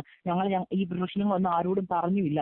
അങ്കിളും ആന്റിയും പ്രാർത്ഥിച്ച് അവര് ഈ 5:30 ആയപ്പോഴും അവർ ഭവനത്തിൽ നിന്ന് കടന്നുപോയി കഴിഞ്ഞപ്പോൾ പപ്പ ഓടിച്ചെന്ന് ആ കവർ ഞങ്ങളെ ഏൽപ്പിച്ച് കവർ തുറന്നു നോക്കിയപ്പോൾ 5000 രൂപയുണ്ട്. ഞങ്ങൾ ദൈവത്തെ സ്തുതിക്കുവാനിടയായിത്തീർന്നു. അപ്പൊ തന്നെ പപ്പ ഓണറെ അങ്ങോട്ട് വിളിച്ചിട്ട് പറഞ്ഞു സാറേ വന്നേര് റെന്റ് ഞങ്ങളുടെ കയ്യിൽ ലഭിച്ചിട്ടുണ്ടെന്ന്. അപ്പൊ അവർ ചോദിച്ചു ഇന്നാ പിന്നെ നേരത്തെ തന്നുകൂടായിരുന്നു. പപ്പ പറഞ്ഞു ഇപ്പഴാ കർത്താവ് ഞങ്ങൾക്ക് നൽകി തന്നു പറയുവാനിടയായി തീർന്നു. അങ്ങനെ ദൈവമക്കളോർത്ത് വഴി തെറ്റി വന്ന ആൾക്കാര് അവരെ വേറെ ആരും അന്വേഷിച്ച് വന്നിടത്ത് ദൈവം തക്ക സമയത്ത് നമ്മുടെ ഭവനത്തിൽ കൊണ്ടുവന്ന് ദൈവം അത്ഭുതം പ്രവർത്തിച്ചു. ഇതുപോലെയാണ് ദൈവമക്കളെ എന്റെ ജീവിതത്തിൽ അനേക അത്ഭുതങ്ങൾ അങ്ങനെ ചെയ്തിട്ടുണ്ട്. എനിക്ക് ഫീസ് കൊടുക്കുവാൻ ബുദ്ധിമുട്ടിയ സമയത്ത് ചെറിയ പ്രായത്തിൽ ഞാൻ പറഞ്ഞല്ലോ എനിക്ക് സ്കൂളിൽ പഠിക്കുവാൻ ഫീസ് ഇല്ലാതെ ഒരു ദിവസം അന്ന് എന്റെ ഡെഡ് ലൈനാ, ഇന്ന് ഫീസ് കൊടുത്തില്ലേ ഇറക്കി വിടുമെന്ന് പറഞ്ഞു സ്കൂളിൽ നിന്ന്. അപ്പൊ ക്ലാസ്സിന്റെ പുറത്ത് ഇറക്കി നിർത്തുമെന്ന് പറഞ്ഞു. അന്ന് വളരെ ടെൻഷനായിരുന്നു എനിക്ക് സ്കൂളിൽ. അന്ന് ഞാൻ എനിക്ക് തോന്നുന്ന ഒരു 7 വയസ്സ് പ്രായമേ ഉള്ളൂ. 2nd സ്റ്റാൻഡേർഡിൽ പഠിക്കുന്ന സമയത്താണ്. അന്ന് ഞാൻ മമ്മിയോട് മമ്മി ഇന്ന് എന്നെ ഉറപ്പായിട്ട് അവർ വിടും, പപ്പ ഇന്നെങ്കിലും ഫീസ് കൊണ്ട് അടയ്ക്കണം മമ്മി പറഞ്ഞു മോനെ പ്രാർത്ഥിക്കുക. ഞാനന്ന് സ്കൂൾ ബസ്സിൽ പോകുമ്പോൾ എല്ലാം ഇരുന്ന് പ്രാർത്ഥിക്കുക, യേശുപ്പച്ചാ എനിക്ക് ഫീസ് തരണം, യേശുപ്പച്ചാ എനിക്ക് ഫീസ് തരണമേ. ഞാൻ സ്കൂളിൽ ചെന്നു. 10 മണിയായപ്പോൾ ക്ലാസ് ടീച്ചർ കടന്നു വന്നു. അവര് അറ്റൻഡൻസ് ഒക്കെ എടുത്തതിന് ശേഷം ഫീസ് അടയ്ക്കാനുള്ളവരുടെ പേര് വിളിച്ചപ്പോ എന്റെ പേരില്ല. ഞാൻ ഫീസ് അടച്ചിട്ടില്ലല്ലോ. അപ്പൊ ഞാൻ ടീച്ചറോട് ടീച്ചറെ ഞാൻ അടച്ചിട്ടില്ല. അപ്പൊ ടീച്ചർ പറഞ്ഞില്ല പപ്പ വന്ന് പൈസ അടച്ചു. ഞാനാണെങ്കിൽ ഷോക്കായിപ്പോയി. ഞാൻ തിരിച്ച് വീട്ടിൽ വന്നിട്ട് ചോദിച്ചു മമ്മി ഇന്ന് പപ്പ വന്ന് പൈസ അടച്ചെന്നാണല്ലോ ടീച്ചർ പറഞ്ഞു. മമ്മി പറഞ്ഞു യെസ് ഷാർപ്പ് ടൈമിന് പപ്പ കൊണ്ട് ഫീസ് അടച്ചു. ഞാൻ ചോദിച്ചു പപ്പ പൈസ തന്നു. യേശുപ്പച്ചൻ കൊണ്ട് പൈസ തന്നു. ചെങ്ങന്നൂര് കിടന്ന ഒരു ആന്റി, സുജാ ആന്റിയുടെ പേര്, ആ ആന്റിയും അമ്മയും ഒരു വിഷയത്തിന് വേണ്ടി പ്രാർത്ഥിക്കണം. അവർ ചെങ്ങന്നൂരിൽ നിന്ന് കോട്ടയത്ത്, അന്ന് ഞങ്ങൾ മത്തക്കര എന്ന് പറയുന്ന സ്ഥലത്ത് ശുശ്രൂഷയിലായിരിക്കുന്ന സമയത്ത് അവർ ചെങ്ങന്നൂരിൽ നിന്ന് വണ്ടി പിടിച്ച് മമ്മിയുടെ അടുക്കൽ പ്രാർത്ഥിക്കാൻ വേണ്ടി ഭവനത്തിൽ കടന്നു വരുവാനായിത്തീർന്നു. അവർ കടന്നു വന്നു. പ്രാർത്ഥന കഴിഞ്ഞ് അവർ പോയപ്പോൾ എനിക്ക് ഫീസ് കൊടുക്കാനുള്ള പൈസ, ഞങ്ങൾക്ക് അന്ന് വീട്ടിൽ സാധനം പോലും മേടിക്കാൻ പൈസ ഇല്ലായിരിക്കുന്ന സമയത്ത് ഞങ്ങൾക്ക് സാധനങ്ങളും കൂടെ മേടിക്കുവാൻ ഒത്തവണ്ണം പൈസ ഏൽപ്പിക്കുവാൻ ഇടയായിട്ടുണ്ട്. കറക്റ്റ് സമയത്ത് പപ്പ കൊണ്ടുവന്ന് സ്കൂൾ ഫീസും അടച്ചു. തക്ക സമയം അതുവരെ അവർ രാവിലെ വന്നു എന്നുള്ളതാണ്. ഞാൻ സ്കൂളിലേക്ക് പോയി, അവർ വീട്ടിൽ കടന്നു വന്ന് പ്രാർത്ഥിച്ചു. അവർ ആ നന്മ മമ്മിയുടെ ഏൽപ്പിക്കാൻ തുടങ്ങിയത് ഇടയായി തീർന്നു. ദൈവമക്കളെ, ഞാൻ പറയുവാൻ ഇടയായി തീർന്നു. ഞാൻ ഇന്നലെ എന്റെ വചനത്തിന് മെഡിറ്റേഷന്റെ സമയത്ത് ഞാൻ വായിച്ചൊരു വചനമുണ്ട്. അതെന്നെ വളരെയധികം ചിന്തിപ്പിച്ചു. 2 കാശിന് വിലയുള്ള കുരിയലിനെ കുറിച്ച് കർത്താവ് പറയുന്ന ഒരു കാര്യമുണ്ട്. അതെന്നെ വളരെയധികം ചിന്തിപ്പിക്കുവാൻ ഇടയായി തീർന്നു. കാരണം നമ്മുടെ കർത്താവ് എത്ര അത്ഭുതകരം എന്ന് പറഞ്ഞാൽ എങ്ങനെ അത് പറയേണ്ടതെന്ന് എനിക്കറിയത്തില്ല. ആ ഒരു വാക്ക്, നമ്മുടെ കർത്താവിന്റെ വലിപ്പം എന്താവാന്ന് ഞാൻ ചിന്തിക്കുവാൻ ഇടയായി തീർന്നു. കാരണം നമ്മൾ ആരും ഒരു കുരികിലിനെ കുറിച്ച് ചിന്തിക്കാറില്ല. എന്നാൽ കർത്താവ് പറഞ്ഞു, ആ കുരികിലിനെ കുറിച്ച് പോലും ഞാൻ ചിന്തിക്കുന്നുണ്ട്. അവരെ കുറിച്ച് ഉള്ള എന്റെ കൺസേൺ എത്രത്തോളമാണ് നിങ്ങൾ ആരും ചിലപ്പോൾ ചിന്തിക്കുന്നില്ല. നമ്മുടെ ബൈബിളിൽ പറഞ്ഞില്ല, ആകാശത്തുള്ള പറവുകളെ നോക്കുന്നില്ല, അവ വിതയ്ക്കുന്നില്ല, കൊയ്യുന്നില്ല, കളപ്പരയിൽ കൂട്ടി വെക്കുന്നതുമില്ല, എങ്കിലും സ്വർഗസ്ഥനായ നിങ്ങളുടെ പിതാവ് അവയെ പുലർത്തും. ഞാൻ ഓർത്തു, ഞാൻ അന്ന് പകൽക്കാലം ഞാൻ ഇങ്ങനെ പുറത്തിറങ്ങി തന്നെ ഞാൻ നോക്കി, എത്രയോ പറവകൾ ഇങ്ങനെ, പറവകൾ എന്ന് പറഞ്ഞാൽ പക്ഷികളോ അല്ലെങ്കിൽ നമ്മുടെ നാട്ടിൽ പറഞ്ഞ തുമ്പിയോ അല്ലെങ്കിൽ ചിത്രശലഭങ്ങളോ ഒക്കെ ആയിക്കോട്ടെ, അവരെന്താ കഴിക്കുന്നത് നമ്മൾ ആരും ചിന്തിക്കാറില്ല. എന്നാൽ എത്രയോ അത്ഭുതകരവും അതിശയകരമായ കർത്താവ് വഴി നടത്തുന്നത് ആ പറവകളെ പോലും. അവർക്ക് കറക്റ്റ് സമയത്ത് ബ്രേക്ക്ഫാസ്റ്റും ലഞ്ചും ഡിന്നറും ഒന്നും അവരാരും കരുതി വെക്കുന്നുമില്ല. ഞാൻ അവരുടെ ജീവിതം എന്തുവാന്ന് അവർക്ക് ഒരു കൺസേണും ഇല്ല. എന്ത് ഉച്ചയ്ക്ക് കഴിക്കും, എന്ത് രാത്രി കഴിക്കും, ഒന്നും അവർക്ക് കൺസേൺ ഇല്ല. അവരങ്ങ് എൻജോയ് ചെയ്ത് ജീവിക്കുകയാണ്. കാരണം അവർക്കറിയാവുന്ന ഒരു കാര്യമുണ്ട്, അവരുടെ സൃഷ്ടാവ് തക്ക സമയത്ത് അവർക്കുള്ള ആഹാരത്തെ എത്തിച്ചു കൊടുക്കും. എന്നെ എപ്പോഴും ധൈര്യപ്പെടുത്തുന്ന ഒരു സ്റ്റേറ്റ്മെന്റ് ഞാൻ പറഞ്ഞിട്ടുണ്ട്. ഒരിക്കൽ പാസ്റ്റർ കെ ജോയ് പാസ്റ്റർ ഇവിടെ ഞങ്ങളുടെ ചർച്ചിൽ ഉപവാസ പ്രാർത്ഥനയ്ക്ക് വന്നപ്പോൾ പ്രസംഗിച്ച ഒരു പ്രസംഗത്തിനകത്ത് എന്നെ ചൈതന്യപ്പെടുത്തിയ ഒരു ഭാഗമുണ്ട്. അദ്ദേഹം പറഞ്ഞൊരു കാര്യമുണ്ട്, കാക്ക കുഞ്ഞുങ്ങളുടെ കരച്ചിൽ, ഒരു ഞരങ്ങിൽ പോലും നമ്മുടെ കർത്താവ് കേൾക്കും. സങ്കീർത്തനത്തിൽ ഒരു വചനമുണ്ടല്ലോ, അങ്ങനെ കരയുന്ന കാക്ക കുഞ്ഞുങ്ങൾക്കും ദൈവം അതതിന്റെ ആഹാരത്തെ എത്തിച്ചു കൊടുക്കും. അപ്പൊ ഞാൻ ആ വചനം നമ്മൾ വായിച്ചിട്ടുണ്ടെങ്കിൽ എനിക്ക് അതിന്റെ ആഴം അറിയത്തില്ല. എന്നാൽ അന്ന് ആ ദൈവദാസൻ അത് എക്സ്പ്ലെയിൻ ചെയ്തു തന്നു. കോടാനുകോടി ദൂതന്മാർ കർത്താവിന്റെ സന്നിധിയിൽ 24 മണിക്കൂറും പരിശുദ്ധൻ പരിശുദ്ധൻ പരിശുദ്ധൻ എന്ന് 2 കൊണ്ട് മുഖം മൂടി 2 കൊണ്ട് പാദം മൂടി അവരെപ്പോഴും കണ്ടിന്യൂസ് വർഷിപ്പ് നടക്കുക. അപ്പോൾ വിത്ത് ഓരോ മ്യൂസിക് ഇൻസ്ട്രുമെന്റ്സ് ഒക്കെ ആയിട്ട് അവരിങ്ങനെ കർത്താവിനെ കണ്ടിന്യൂസ് വർഷിപ്പ് ചെയ്തുകൊണ്ടിരിക്കുന്നു. ഈ വർഷിപ്പിന്റെ ഇടയ്ക്കും ഭൂമിയിൽ ഒരു കോണിൽ അല്ലെങ്കിൽ ഒരു മരത്തിന്റെ ചില്ലയിൽ എവിടെയോ ഇരുന്ന് ഒരു ചെറിയ കാക്കക്കുഞ്ഞുങ്ങളാ, കാക്കയുടെ സൗണ്ട് അല്ല, കാക്കക്കുഞ്ഞുങ്ങളുടെ സൗണ്ട്. അതുങ്ങൾ കരയുമ്പോൾ ഒരു ഞരക്കമേ കാണത്തുള്ളൂ. എന്നാൽ ആ കാക്കക്കുഞ്ഞുങ്ങളും ആ മരത്തിന്റെ ചില്ലയിൽ എവിടെയോ ഇരുന്ന് ചെറുതായിട്ടൊന്ന് ഞരങ്ങുകയാണ്. അവരുടെ വിശപ്പിന്റെ ആധിക്യം കൊണ്ട് അവർ ചെറിയൊരു ഞരക്കം മാത്രമേ ഉള്ളൂ കുഞ്ഞുങ്ങൾക്ക്. ആ ചെറിയ ഞരക്കം പോലും ഈ ആരാധനയുടെ ഇടയിലും ശ്രദ്ധിക്കുന്നവനാ നമ്മുടെ സ്വർഗസ്ഥനായ നമ്മുടെ ദൈവം എന്ന് പറഞ്ഞപ്പോൾ ഞാൻ ഓർത്തെ, കർത്താവ് ആ കാക്കയുടെ ഒരു ഞരക്കം ഇത്രയും ദൂതന്മാർ കണ്ടിന്യൂസ് ആരാധിച്ചുകൊണ്ടിരിക്കുന്ന ആ ശബ്ദം ദൈവം കേട്ടോണ്ടിരിക്കുന്നു. എന്നാൽ അതിന്റെ ഇടയിലും ഒരു കാക്കക്കുഞ്ഞിന്റെ ഞരക്കം പോലും കേട്ട് അതുങ്ങൾക്ക് വേണ്ടി ദൈവം കരുതുന്നുണ്ടെങ്കിൽ അതതിന്റെ ആഹാരം എന്നാ പറഞ്ഞത്. അപ്പോൾ കറക്റ്റായിട്ട് അതുങ്ങൾക്കുള്ള മീൽ ദൈവം എത്തിച്ചു കൊടുക്കുന്നുണ്ട്. അങ്ങനെയെങ്കിൽ നമ്മൾ എത്രയോ ശ്രേഷ്ഠത. ഞാൻ എന്റെ ജീവിതാനുഭവത്തിൽ നിന്ന് പറഞ്ഞു, എനിക്ക് ദൈവം അങ്ങനെയാണ് എല്ലാം നൽകി തന്നിട്ടുള്ളത്. ഞാൻ ഇടുന്ന വസ്ത്രങ്ങൾ, ഞാൻ ഉപയോഗിക്കുന്ന ഓരോ കാര്യവും ദൈവമക്കളെ ഞാൻ പ്രാർത്ഥിച്ച് മേടിച്ചതാ. അതൊരിക്കലും ഞാൻ പ്രാർത്ഥിച്ച് മേടിച്ചെന്ന് എനിക്കത് അങ്ങനെ പറയാൻ കഴിയത്തില്ല. കാരണം ദൈവത്തിന്റെ കൃപയാ, കർത്താവ് കാണിച്ച കൃപ.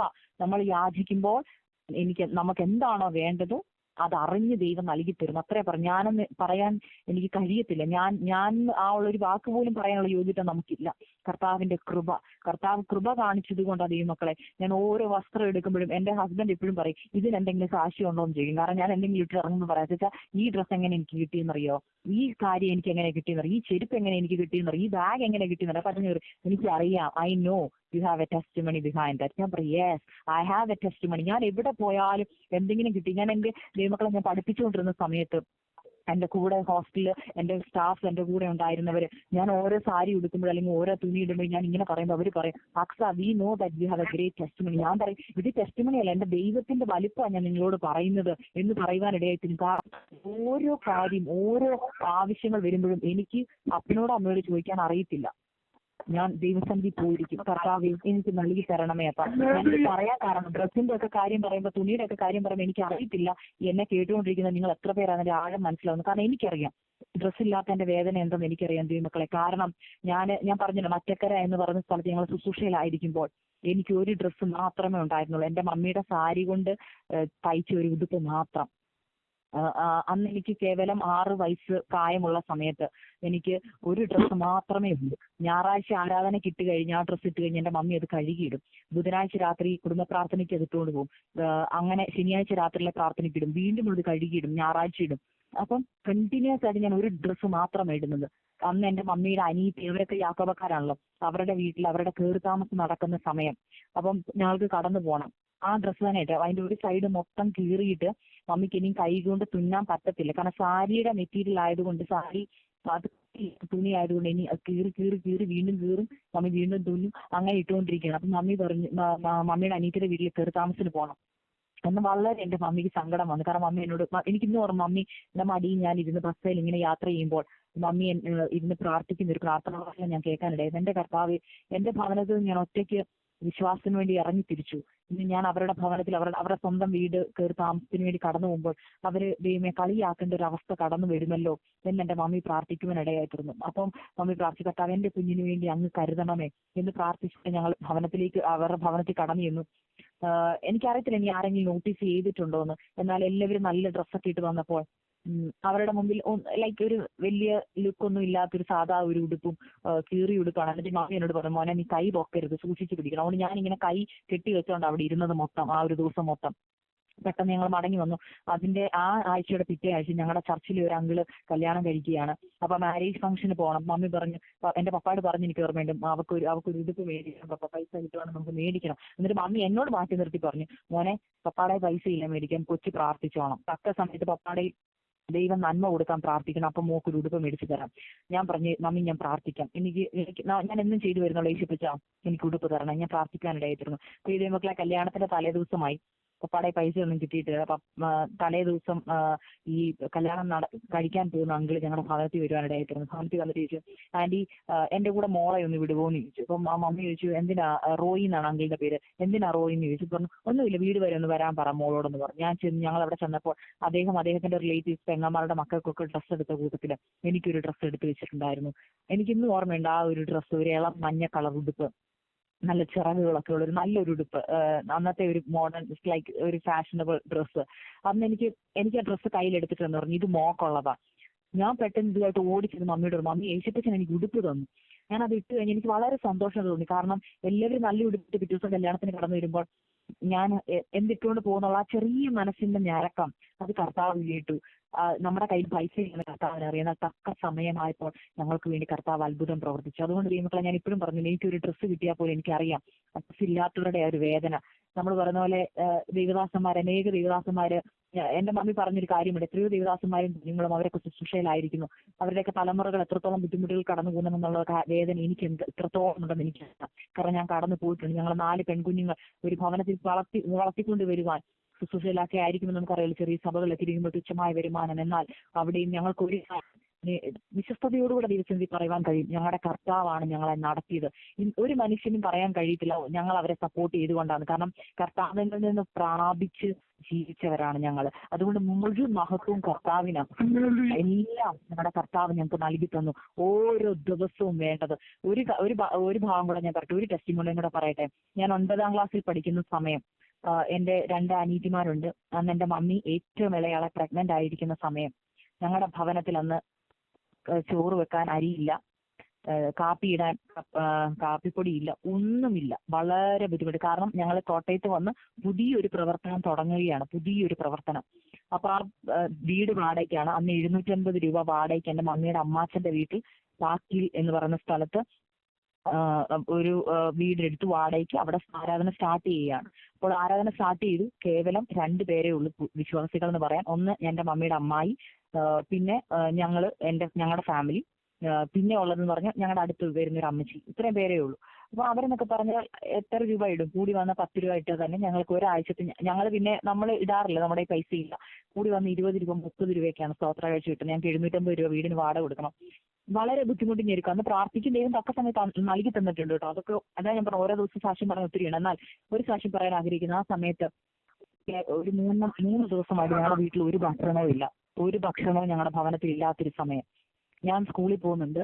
എനിക്ക് ഓൾമോസ്റ്റ് 2.5 കിലോമീറ്റർ നടന്നു വേണം സ്കൂളിൽ പോകാൻ.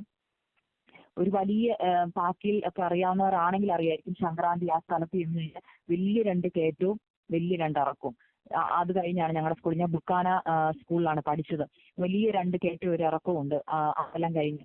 അപ്പോൾ ഞാൻ നടന്ന് സ്കൂളിൽ പോകുന്ന വലിയ ബാഗിന് ഒത്തിരി പുസ്തകമൊക്കെ ഉണ്ട്. അപ്പം ₹1 ST കൊടുത്ത് ബസ്സിൽ പോകാനുള്ള സാമ്പത്തിക ശേഷി പോലും അന്ന് ഞങ്ങൾക്കില്ല. അപ്പൊ പറയുന്നൊരു കാര്യം, മോനെ ഓരോ ദിവസം ST പെറുക്കാനുള്ള, ഇപ്പൊ ഒരു 30 ദിവസം സ്കൂളിൽ പോകുമ്പോൾ ₹30, അതിനുള്ള നമുക്ക് നന്മയില്ല. അതുകൊണ്ട് മോൻ നടന്നു പോകണം. അപ്പോൾ ഞാൻ നടന്നാണ് സ്കൂളിൽ പോയിക്കൊണ്ടിരിക്കുന്നത്. അപ്പോൾ ഈ നടന്ന് ഓരോ ദിവസം സ്കൂളിൽ പോയിട്ട് മടങ്ങി വരുമ്പോൾ ഞാൻ വീട്ടിൽ വരുമ്പോൾ പ്രതീക്ഷിക്കും ഇന്ന് വൈകിട്ട് വീട്ടിൽ എന്തെങ്കിലും കഴിക്കാൻ കാണും. എനിക്ക് ആദ്യത്തെ ദിവസം ഞാൻ സ്കൂളിൽ പോയി. അന്ന് മമ്മി സ്കൂളിൽ എനിക്കൊന്നും തന്നു വിട്ടില്ല. മമ്മി പറഞ്ഞു, മോനെ ഇന്ന് ഉച്ചക്കത്തേക്കിനൊന്നുമില്ല. അപ്പൊ ഞാൻ പറഞ്ഞു, സാരമില്ല മമ്മി, നമുക്ക് മനസ്സിലാവും, മൂത്ത കുഞ്ഞുങ്ങളാണ് അറിയാലോ. അപ്പം വീട്ടിലിരിക്കുന്നത് 2 ഇഡലിയാ. അപ്പം മമ്മി പറഞ്ഞു, ഇത് ഇളയ 2 പേർക്ക് ഓരോ ഇഡലി വെച്ച് സ്കൂളിൽ കൊടുത്തു വിടണം. ഞാൻ പറഞ്ഞു, മമ്മി കൊടുത്തു വിട്ടു. അവർക്ക് ഓരോ ഇഡലി വെച്ച് കൊടുത്തു വിട്ടു മമ്മി സ്കൂളിൽ. പിറ്റേ ദിവസവും ഞാൻ സ്കൂളിൽ നിന്ന് മടങ്ങി വന്നു. അന്ന് വൈകിട്ട് മടങ്ങി വരുമ്പോൾ ഞാൻ സ്കൂളിൽ നിന്ന് വീട് വരെ കരഞ്ഞോണ്ടാ വന്നത്. കർത്താവച്ചാ, ഞാൻ വീട്ടിൽ വരുമ്പോൾ എനിക്ക് എന്തെങ്കിലും കഴിക്കാൻ അവിടെ കാണണേ, എന്തെങ്കിലും കഴിക്കാൻ തരണേ കർത്താവേ, നീ അനേകർക്ക് ആഹാരം കൊടുക്കുന്ന ദൈവമേ. അന്ന് ഈ വചനമാണ് പറഞ്ഞത്, കരയുന്ന കാക്ക കുഞ്ഞുങ്ങൾക്ക് ആഹാരം കൊടുക്കും, കർത്താവച്ചാ ഭക്ഷണം തരണം. എന്നാൽ അന്ന് വീട്ടിൽ വന്നപ്പോൾ ഭക്ഷണം ഉണ്ടായില്ല.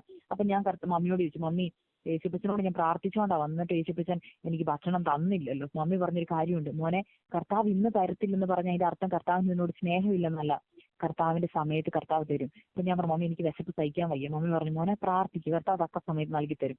മമ്മി പറഞ്ഞു, കട്ടൻ കാപ്പി ഇട്ട് വെച്ചിട്ടുണ്ട്, മോള് പോയി കട്ടൻ കാപ്പി കുടിക്കും. അന്ന് വൈകുന്നേരം കട്ടൻ കാപ്പി കുടിച്ചു. പിറ്റേ ദിവസം രാവിലെ എഴുന്നേറ്റു, കാപ്പി കുടിച്ചു. കട്ടൻ കാപ്പിക്ക് അന്നുള്ള ലാസ്റ്റ് പൊടിയാ തീർന്നു. മമ്മി പറഞ്ഞു, ഇനിയില്ല കട്ടൻ കാപ്പിയുടെ പഞ്ചസാര ഇല്ല, വെറും കട്ടൻ കാപ്പി കുടിച്ച് സ്കൂളിൽ കടന്നുപോയി. അന്ന് ഞാൻ സ്കൂളിൽ ചെല്ലുമ്പോൾ ഞങ്ങളുടെ കൂടെയുള്ള കുഞ്ഞുങ്ങളെല്ലാം ഇരുന്ന് കഴിക്കുമ്പോൾ ഞാൻ ചാപ്പലിൽ പോയിരുന്ന് പ്രാർത്ഥിക്കും. കാരണം ഞാൻ പറഞ്ഞു ഫാസ്റ്റിംഗ് ആണെന്ന് പറഞ്ഞ് ചാപ്പലിൽ പോയിരുന്ന് പ്രാർത്ഥിക്കും. അന്ന് പ്രാർത്ഥിക്കുവാൻ വേണ്ടി ഇരുന്നു. അപ്പൊ എനിക്കിന്നും ഓർമ്മയുണ്ട്, മലയാളം മീഡിയം സ്കൂളിലെ പിള്ളേർ അവിടെ നിന്ന് കഞ്ഞി കുടിക്കുന്നുണ്ട്. ഞാൻ അന്ന് ഇംഗ്ലീഷ് മീഡിയം, ഞങ്ങളുടെ 2 ഡിവിഷനായിട്ടാണ്, ഇംഗ്ലീഷ് മീഡിയം മലയാളം മീഡിയം. അപ്പൊ മലയാളം മീഡിയത്തിന്റെ കുഞ്ഞുങ്ങളെല്ലാവരും കഞ്ഞി കുടിക്കുവാൻ വേണ്ടി അവർ ലൈനായിട്ട് ആ സ്കൂളിന്റെ വരാന്തയിൽ ഇങ്ങനെ നിൽപ്പുണ്ട്. ഞാൻ നോക്കുന്ന സമയത്ത് ഈ കഞ്ഞിയുടെ മണം വരുമ്പോഴത്തേനും നമുക്കറിയാലോ, 15 വയസ്സുണ്ട് എനിക്കെന്ന്, നമുക്ക് ഈ മണം വരുമ്പോൾ നമുക്ക് കൊതി വരും, നമുക്ക് കഴിക്കാനുള്ള ഒരു ആഗ്രഹം വരും. അപ്പൊ ഞാൻ ഓർത്ത്, കർത്താവച്ചാ, ഞാൻ ഫാസ്റ്റിംഗ് ആണെന്ന് പറയുകയും ചെയ്തു. അപ്പൊ മമ്മി പലപ്പോഴും പറഞ്ഞിട്ടുണ്ട്, ഫാസ്റ്റിംഗ് ആണെന്ന് പറയുമ്പോൾ നമുക്ക് ഭക്ഷണത്തോട് ആഗ്രഹം തോന്നരുത്, അത് പിശാച് കൊണ്ടുവന്ന ടെംപ്റ്റേഷൻ, അതിനെ ഓവർകം ചെയ്യണം. അപ്പൊ ഞാൻ ഇങ്ങനെ ചാപ്പലിൽ പോയിരുന്ന് മൂക്ക് ഇങ്ങനെ അടച്ചു പിടിക്കും, മണം വരാതിരിക്കാൻ. കാരണം എനിക്ക് പേടി, അത് പാപമായി പോവട്ടെ ഇങ്ങനെ കൊതിച്ചാല്. അതുകൊണ്ട് ഞാൻ ഇങ്ങനെ ദൈവസന്നിധി കർത്താപ്പിച്ചാ, എനിക്ക് കർത്താവെ കൊതി തരല്ലേ യേശുപ്പച്ചാ, ദൈവസന്നിധി ഇരുന്ന് പ്രാർത്ഥിക്കുകയാണ്, കർത്താവ് ഏകാഗ്രത കിട്ടാൻ വേണ്ടി പ്രാർത്ഥിച്ചു. അങ്ങനെ ഇരുന്ന് ഞാൻ പ്രാർത്ഥിക്കുന്ന സമയത്ത് എന്റെ കൂടെ പഠിക്കുന്ന റിൻഷി എന്ന് പറയുന്ന ഒരു മോള്, അവൾ ഹിന്ദുവാണ്, ആ പൈതൽ എന്റെ അടുത്ത് വന്നു. എന്നിട്ട് ചോദിച്ചു, നീ എന്താ ഭക്ഷണം കഴിക്കുന്നത്? ഞാൻ പറഞ്ഞു, റിൻഷി ഫാസ്റ്റിംഗ്. അപ്പൊ അവൾ ചോദിച്ചു, എന്താ ഈ ഫാസ്റ്റിംഗ്? ഞാൻ പറഞ്ഞു, ഫാസ്റ്റിംഗ് എന്ന് പറഞ്ഞ് ദൈവത്തോടു കൂടെ വസിക്കുക എന്ന് പറഞ്ഞ് ഇങ്ങനെ ഞാൻ വചനം പറയാൻ തുടങ്ങി. അപ്പൊ അവൾ ചോദിച്ചു, എനിക്ക് ഭയങ്കര ആഗ്രഹം, നീ പ്രാർത്ഥിക്കുന്നൊക്കെ കാണുമ്പോൾ എനിക്ക് ഭയങ്കര ആഗ്രഹം, നീ എനിക്കൊന്ന് പറഞ്ഞുതരും, എനിക്ക് വേണ്ടി ഒന്ന് പ്രാർത്ഥിക്കുമോ എന്ന് ചോദിച്ചു. എനിക്കറിയത്തില്ല, ദൈവത്തിന്റെ ഒരു ഗൈഡിങ് ആയിരുന്നു അത്.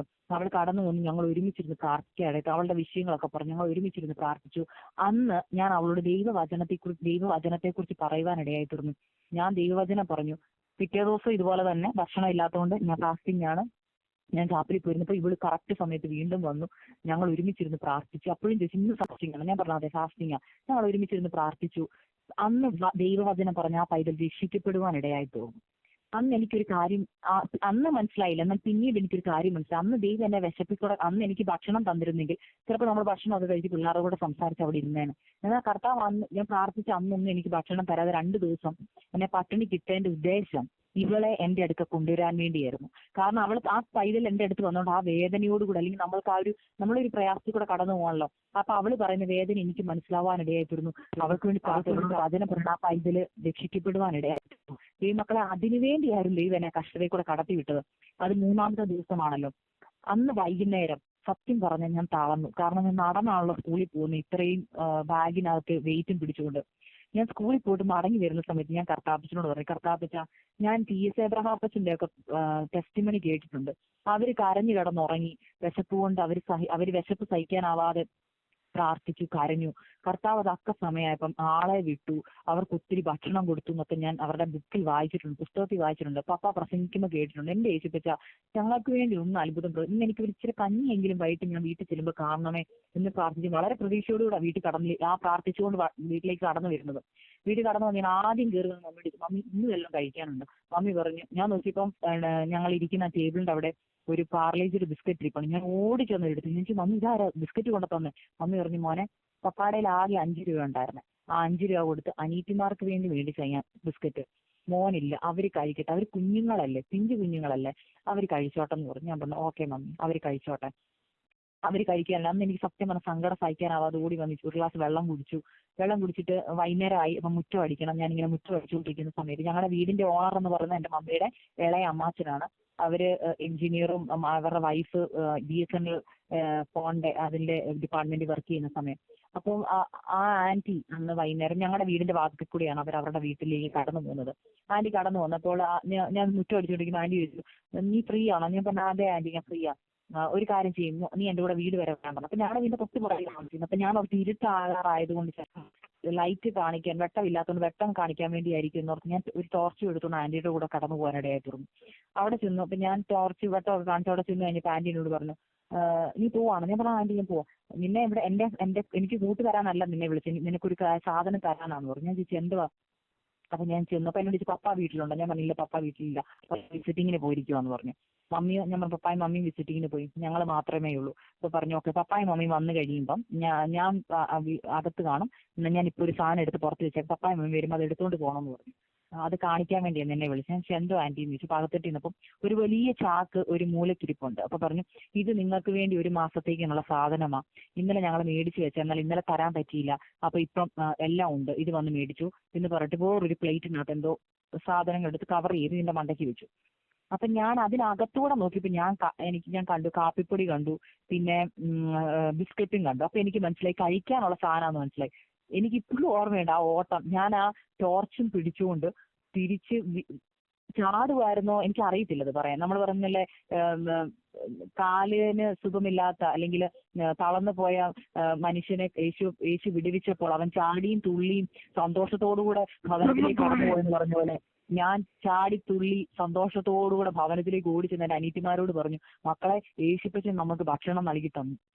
അപ്പം അവർക്ക് ഭയങ്കര സന്തോഷമായി തീർന്നു. അതിന്റെ കാരണം അവർക്ക് ഭക്ഷണം ഉണ്ടായിരുന്നു, അവരെന്തെങ്കിലുമൊക്കെ കഴിക്കുന്നുണ്ടായിരുന്നു പറഞ്ഞാൽ അതിന്റെ മുമ്പിൽ ഒരു കാര്യം, ഈ ഭക്ഷണം ലഭിക്കുന്നതിന് ആന്റി പറഞ്ഞത് ഞങ്ങൾ ഇന്നലെയാണ് മേടിച്ചു വെച്ചത്, എന്നാൽ ഇന്നലെ തരാൻ പറ്റില്ല, ഇന്ന് തന്നോ പറഞ്ഞല്ലോ. ആ തലേ ദിവസം രാത്രിയിൽ ഇന്നും ഓർമ്മയുണ്ട്, എൻ്റെ അനിയത്തിമാര് മമ്മിയോട് ചോദിച്ചു, മമ്മി ഞങ്ങൾക്ക് ഈ ബിസ്ക്കറ്റും ബ്രെഡേ ഉള്ളോ, വേറെ ഒന്നും ഇല്ലേ, എനിക്ക് ചോറും മീനും കഴിക്കാൻ തോന്നുന്നു. മമ്മി പറഞ്ഞു മക്കളെ നിങ്ങൾ പോയിരുന്ന് പ്രാർത്ഥിക്കാൻ പറഞ്ഞു. അന്ന് കുഞ്ഞുങ്ങൾ അവർക്ക് ഒരാൾക്ക് 7 വയസ്സും ഒരാൾക്ക് 5 വയസ്സേ ഉള്ളൂ.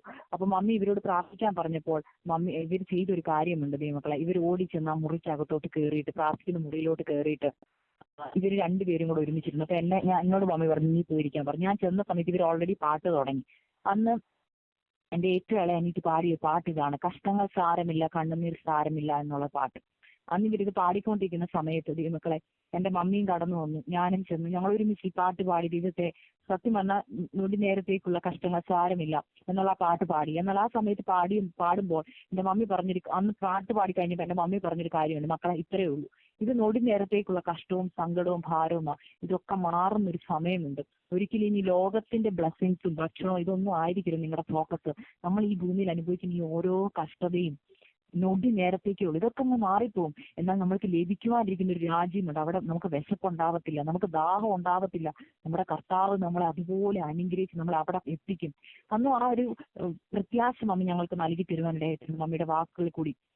അതുപോലെ ഇവർ ആ പ്രാർത്ഥിച്ച ഓർമ്മയുള്ളതുകൊണ്ട് ഞാൻ ഇത് ഓടിച്ചെന്ന് അവരോട് ഇത് പറഞ്ഞപ്പോൾ അവർ പറഞ്ഞു, കണ്ടോ യേശുക്രിസ്തു നമ്മുടെ പ്രാർത്ഥന കേട്ടല്ലേ. ഞാൻ പറഞ്ഞു പിന്നെ ഞങ്ങളുടെ ആകാംക്ഷ മുഴുവൻ പപ്പായും മമ്മി വരണേ, അന്ന് ഫോണൊന്നും ഇല്ലല്ലോ, പപ്പായും മമ്മി വരണേ. എന്നിട്ട് ഞങ്ങൾ ഒരുമിച്ച് റൂമിൽ കയറുന്ന പ്രാർത്ഥിക്കാൻ തുടങ്ങി, കർത്താവ് പെട്ടെന്ന് പപ്പായും മമ്മി വീട്ടിൽ വരണേ, പെട്ടെന്ന് പപ്പായും മമ്മി വീട്ടിൽ വരണേ. അവര് വീട്ടിലേക്ക് വരുന്നത് ഞങ്ങൾ ജനൽ തുറന്നിട്ട് ഇങ്ങനെ നോക്കിയിരിക്കും, അവരൊന്ന് പെട്ടെന്ന് വന്നിട്ട് വേണം സാധനം എടുത്തിട്ട് വന്നു എല്ലാം കഴിക്കാൻ. അങ്ങനെ ഇരുന്നു. പപ്പായും മമ്മിയും വന്നപ്പോൾ ഞങ്ങൾ പറഞ്ഞു, പപ്പാ മമ്മി പെട്ടെന്ന് ഐസിപ്പറ്റി നമുക്ക് ഒരു ചാക്ക് സാധനം നൽകി തന്നിട്ടുണ്ട്. പെട്ടെന്ന് ഞാൻ പപ്പായും വിളിച്ചുകൊണ്ട് അവിടെ ചെന്നു. അപ്പൊ ആയതുകൊണ്ട് അവരെ വീട്ടിലോട്ട് ഇറങ്ങുന്ന ഭാഗത്ത് അവരത് വെച്ച് സാധനങ്ങൾ പപ്പായും മമ്മിയും ഒരുപോലെ ചെന്നത് പിടിച്ച് വീട്ടിൽ കൊണ്ടുവന്നപ്പോൾ ഒരു ഭവനത്തിലേക്ക് ഒരു മാസം വേണ്ട സകല സാധനങ്ങളും, നമ്മൾ പറഞ്ഞ ഉപ്പ് തൊട്ട് കർപ്പൂരം വരെ എന്ന് പറഞ്ഞാൽ അരി, പച്ചക്കറികളും എല്ലാം ഉണ്ട് അതിനകത്ത്. അതിനുശേഷം അത് മാത്രമല്ല, അന്ന് ഞങ്ങൾക്ക് വൈകിട്ട് കഴിക്കാനുള്ള ഭക്ഷണം ഉണ്ടാക്കി കണ്ടെയ്നേഴ്സിൽ എടുത്തു വെച്ചിരിക്കുക. ഞങ്ങൾക്ക് ഉണ്ടാക്കുക പോലും വേണ്ട. അതുപോലെ ദൈവം ഞങ്ങൾക്ക് വേണ്ടി അത്ഭുതം ചെയ്തു. അന്നൊക്കെ നമ്മൾ പറഞ്ഞാൽ നമ്മൾ പ്രാർത്ഥിക്കാൻ നേടുന്ന ഭക്ഷണത്തിലൊക്കെ ഭയങ്കര ടേസ്റ്റാ. അതുകൊണ്ട് തന്നെ ഞാൻ ദൈവമക്കളെ ഞാൻ ഒരു കാര്യം പറയാൻ ആഗ്രഹിക്കുന്നു. അന്ന് എൻ്റെ മമ്മി പറഞ്ഞൊരു കാര്യമുണ്ട്, മക്കളെ നമ്മൾ ഈ കഷ്ടതയും വേദനയൊക്കെ നമ്മൾ ഇന്ന് അനുഭവിക്കുമ്പോൾ ഇതിനൊക്കെ ദൈവം നമ്മൾ എത്തിക്കുന്ന കുറെ കാര്യമുണ്ട്. അതുകൊണ്ട് ഞാൻ ആ കഷ്ടത്തിൽ നിന്ന് പഠിച്ചൊരു കാര്യം പറയാം. അന്ന് ഞാൻ ആ പട്ടിണി ഇരുന്നത് കൊണ്ട് ഒരാത്മാവിനെ കർത്താവിന് വേണ്ടി നേടുവാനിടയായി തീർന്നു. കാരണം ഞാനന്ന് ഭക്ഷണം ഉണ്ടായിരുന്നത് നമ്മൾ സാധാരണ ഉച്ചയ്ക്ക് എല്ലാവരുടെയും കൂടി ഇരുന്ന് കഴിച്ചിട്ട് നമ്മൾ എഴുന്നേറ്റ് പോകും, നമ്മൾ എല്ലാവരും കൂടെ കളിക്കും, ഇതൊക്കെ നമ്മൾ ചെയ്യും, നമ്മുടെ സ്കൂൾ ജീവിതമാണല്ലോ. എന്നാൽ അന്ന് ഭക്ഷണം ഇല്ലാഞ്ഞത് കൊണ്ട് ചിലപ്പോൾ അന്ന് ആദ്യത്തെ ദിവസം പ്രാർത്ഥിച്ച് ദൈവം ഭക്ഷണം തന്നിരുന്നെങ്കിൽ രണ്ടാമത്തെ ദിവസം ഞാൻ അവിടെ പോയിരിക്കത്തില്ല. എന്നാൽ ദൈവം വൈകിച്ചു. ഞാൻ പറഞ്ഞ പോലെ രണ്ടാമത്തെ ദിവസവും തന്നില്ല. അതിന്റെ കാരണം എന്റെ പ്രാർത്ഥിച്ചിട്ട് ലഭിക്കാനിത് ദൈവത്തിന് ഒരു ആത്മാവിനെ നേടണമായിരുന്നു. എന്നാൽ ആ ചെറിയ പ്രായത്തിൽ ആ വേദനയോടുകൂടെ സുവിശേഷം പറഞ്ഞതുകൊണ്ട് നമ്മൾ പറഞ്ഞാൽ വെറുതെ പറയുന്നത് നമ്മുടെ ആ മനസ്സിന്റെ ഉള്ളിലെ ആഗ്രഹം വെച്ച് കർത്താവിനെ കുറിച്ച് കർത്താവിനെ പരിചയപ്പെടുത്തി കൊടുക്കാനുള്ള കൊതി കൊണ്ട് ആ കുഞ്ഞിന് പറഞ്ഞു കൊടുത്തു. ഇന്നും ആ പൈതൽ എന്നെ വിളിക്കുവാനിടയായി തീർന്നു. കഴിഞ്ഞ ദിവസം അവൾ ടെക്സ്റ്റ് ചെയ്യുമ്പോൾ അവൾ പറഞ്ഞൊരു കാര്യം, അന്ന് നീ പറഞ്ഞ ദൈവത്തിന് ഇന്നും ഞങ്ങളുടെ ഹൃദയത്തിലുണ്ട്. അപ്പൊ അത് ഞാൻ ഓർക്കും, ആ ചെറിയ പ്രായത്തിലൊക്കെ വേദനയിൽ കൂടിയും പ്രയാസത്തിൽ കൂടെ കർത്താവ് കടത്തി വിട്ടത് പലത് പഠിപ്പിക്കാൻ വേണ്ടി. ഞാൻ ഇന്ന് നിങ്ങളോട് പറയാൻ ആഗ്രഹിക്കുന്ന വിഷയം അത് ക്ഷമ പഠിപ്പിക്കുക, സഹിഷ്ണുത പഠിപ്പിക്കുക, പഠിപ്പിക്കുക, മറ്റുള്ളവരോട് ക്ഷമിക്കാൻ പഠിപ്പിക്കുക. അനേക പാഠങ്ങൾ നമ്മുടെ ജീവിതത്തിലെ കഷ്ടതയിൽ പ്രയാസത്തിൽ കൂടി ട്രെയിനിങ് ആണ്. നമ്മുടെ ഓരോ ട്രെയിനിങ് പീരീഡ് നമ്മുടെ കഷ്ടത എന്ന് പറയുന്നത് ദൈവമക്കളെ. അതുകൊണ്ട് ഞാൻ സത്യസന്ധമായിട്ട് തുറന്ന് ഞാൻ പറയാം, എനിക്ക് ദൈവസന്നിധി പ്രാഗൽഭ്യത്തോടെ ഞാൻ അമേരിക്കയിൽ കടന്നു വന്ന് ഞാൻ ഇവിടെ വന്ന് എൻ്റെ അച്ഛനോട് ഞാൻ പറഞ്ഞു, അച്ഛാ ഞങ്ങളുടെ ഫ്രിഡ്ജ് തുറന്ന് ഓരോ ദിവസത്തെ ഞാനൊന്നും പാലൊന്നും കുടിച്ച് വളർന്ന കുഞ്ഞുങ്ങളൊന്നും അല്ല. ഞാൻ എൻ്റെ മമ്മി എപ്പോഴും പറയും, ഒരു കവർ പാല് കിട്ടിയാൽ 7 പേർക്ക് കൊടുക്കണം, ഒരു കുഞ്ഞു കവർ പാല്. മമ്മി പറയും അതിനകത്ത് വെള്ളം ഒഴിച്ച് എത്രത്തോളം വെള്ളം ഒഴിക്കുക അത്രത്തോളം വെള്ളം ഒഴിച്ച് എല്ലാവർക്കും കാപ്പിയൊക്കെ ഇട്ട് കൊടുക്കുന്ന ഒരു ഭവനത്തിൽ നിന്ന് എനിക്കിതൊന്നും പറയുന്നതിന് ലജ്ജയില്ല ദൈവമക്കളെ. കാരണം കർത്താവ് കുക്കളിൽ നിന്ന് കൊണ്ടുവന്നതാണ്. അതുകൊണ്ട് എനിക്ക് സർവ്വമാനം എന്റെ കർത്താവിനെ. കാരണം ഇന്ന് ഞാൻ ഓരോ ഭക്ഷണം കഴിക്കുമ്പോഴും ഓരോ ഭക്ഷണം ഞാൻ ഉണ്ടാക്കി കഴിക്കുമ്പോഴും അല്ലെങ്കിൽ ഞാൻ ഫ്രിഡ്ജ് തുറന്ന് ഓരോന്ന് കാണുമ്പോൾ എന്നും ഞാൻ കണ്ണുനീരോടുകൂടെ ഞാൻ ദൈവത്തെ സ്തുതിക്കും. ഞാൻ പാലെടുക്കുമ്പോൾ ഞാൻ പറയാം, കർത്താവ് ഇതൊന്നും കുടിക്കാനുള്ള ഒരു യോഗ്യത എനിക്കില്ല. എന്നാൽ കർത്താവ് ഇത് എന്ത് കണ്ടിട്ടാണ് എന്നെ ഇവിടെ കൊണ്ടുവന്നത്, ഇത്രയും നന്മകൾ എനിക്ക് നൽകി തന്നത്. കാരണം ഇതിനൊന്നും യോഗ്യത ഇല്ലാത്തവളായിരുന്നു ഞാൻ. ഒരിക്കലും ചിന്തിച്ചതല്ല. എൻ്റെ മമ്മിയുടെ ഭവനത്തിൽ നിന്ന് ഞാൻ ഓർക്കും, എൻ്റെ മമ്മി സത്യത്തിന് വേണ്ടി ഇറങ്ങി തിരിച്ചതിന്റെ പേരിൽ ഒത്തിരി നിന്നയും പരിഹാസവും ഞങ്ങളെ മാറ്റി നിർത്തിയ സമയങ്ങളുണ്ട്. ഒരു ഫംഗ്ഷനൊക്കെ വിളിച്ചു കഴിഞ്ഞാൽ ഞങ്ങളെ ആരും നോക്കത്തോളില്ല. കാരണം ഞങ്ങൾ സ്വർണ്ണം ഇടാത്തവര്, ഞങ്ങൾ ഒന്നുമില്ലാത്തൊരു, സ്വന്തം വീടില്ല, വസ്തുവില്ല, അത് 4 പെൺപിള്ളാര്. എൻ്റെ മമ്മിയെ വളരെ പുച്ഛത്തോടെ എല്ലാവരും നോക്കിക്കൊണ്ടിരുന്നൊരു കാലഘട്ടമുണ്ട്. എൻ്റെ വിവാഹം നടക്കാതിരുന്നപ്പോഴും നമുക്ക് ഒത്തിരി റിജക്ഷൻസ് നമ്മൾ അനുഭവിക്കുമ്പോൾ, നിന്നെ അനുഭവിക്കുമ്പോൾ, പരിഹാസം അനുഭവിക്കുമ്പോൾ, ഡയറക്റ്റ് പറഞ്ഞില്ലെങ്കിൽ പരിഹസിക്കുമ്പോൾ വളരെ വേദന അനുഭവിച്ചു. എന്നാൽ ഇന്ന് ദൈവം എന്നെ അമേരിക്കയിൽ കൊണ്ടുവന്നത്, അമേരിക്കയിൽ കൊണ്ടുവന്നത് ഞാൻ പറയുന്നത് വലിയ ബ്ലെസ്സിങ് ആയിട്ടല്ല ഞാൻ പറഞ്ഞത്, എന്തിനും ഞാൻ പറയാം. ആ ഒരു ബ്ലെസ്സിങ് കർത്താവ് നൽകി തന്നപ്പോൾ ഇന്ന് എൻ്റെ മമ്മിയുടെ ഭവനക്കാർക്ക് മനസ്സിലായി എൻ്റെ മമ്മി സേവിക്കുന്ന ദൈവം ജീവനാണ്. കാരണം ഒരിക്കലും അവർ വിചാരിച്ചതല്ല ഞങ്ങൾക്ക് ഇങ്ങനെ ഒരു ബന്ധം ലഭിക്കുമെന്ന്. എൻ്റെ വിവാഹമൊക്കെ വളരെ രീതിയില്ല. ഞാൻ പറഞ്ഞല്ലോ, ഫുഡാണേലും ഞങ്ങൾ ആ ഫംഗ്ഷൻ നടന്ന രീതിയാണേലും എല്ലാം നമ്മൾ ചിന്തിക്കാത്ത രീതിയിൽ നടത്തിയപ്പോൾ അതിന് എത്ര നന്ദി പറയണമെന്ന് എനിക്ക് അറിയത്തില്ല കർത്താവിന്റെ സന്നിധിയിൽ.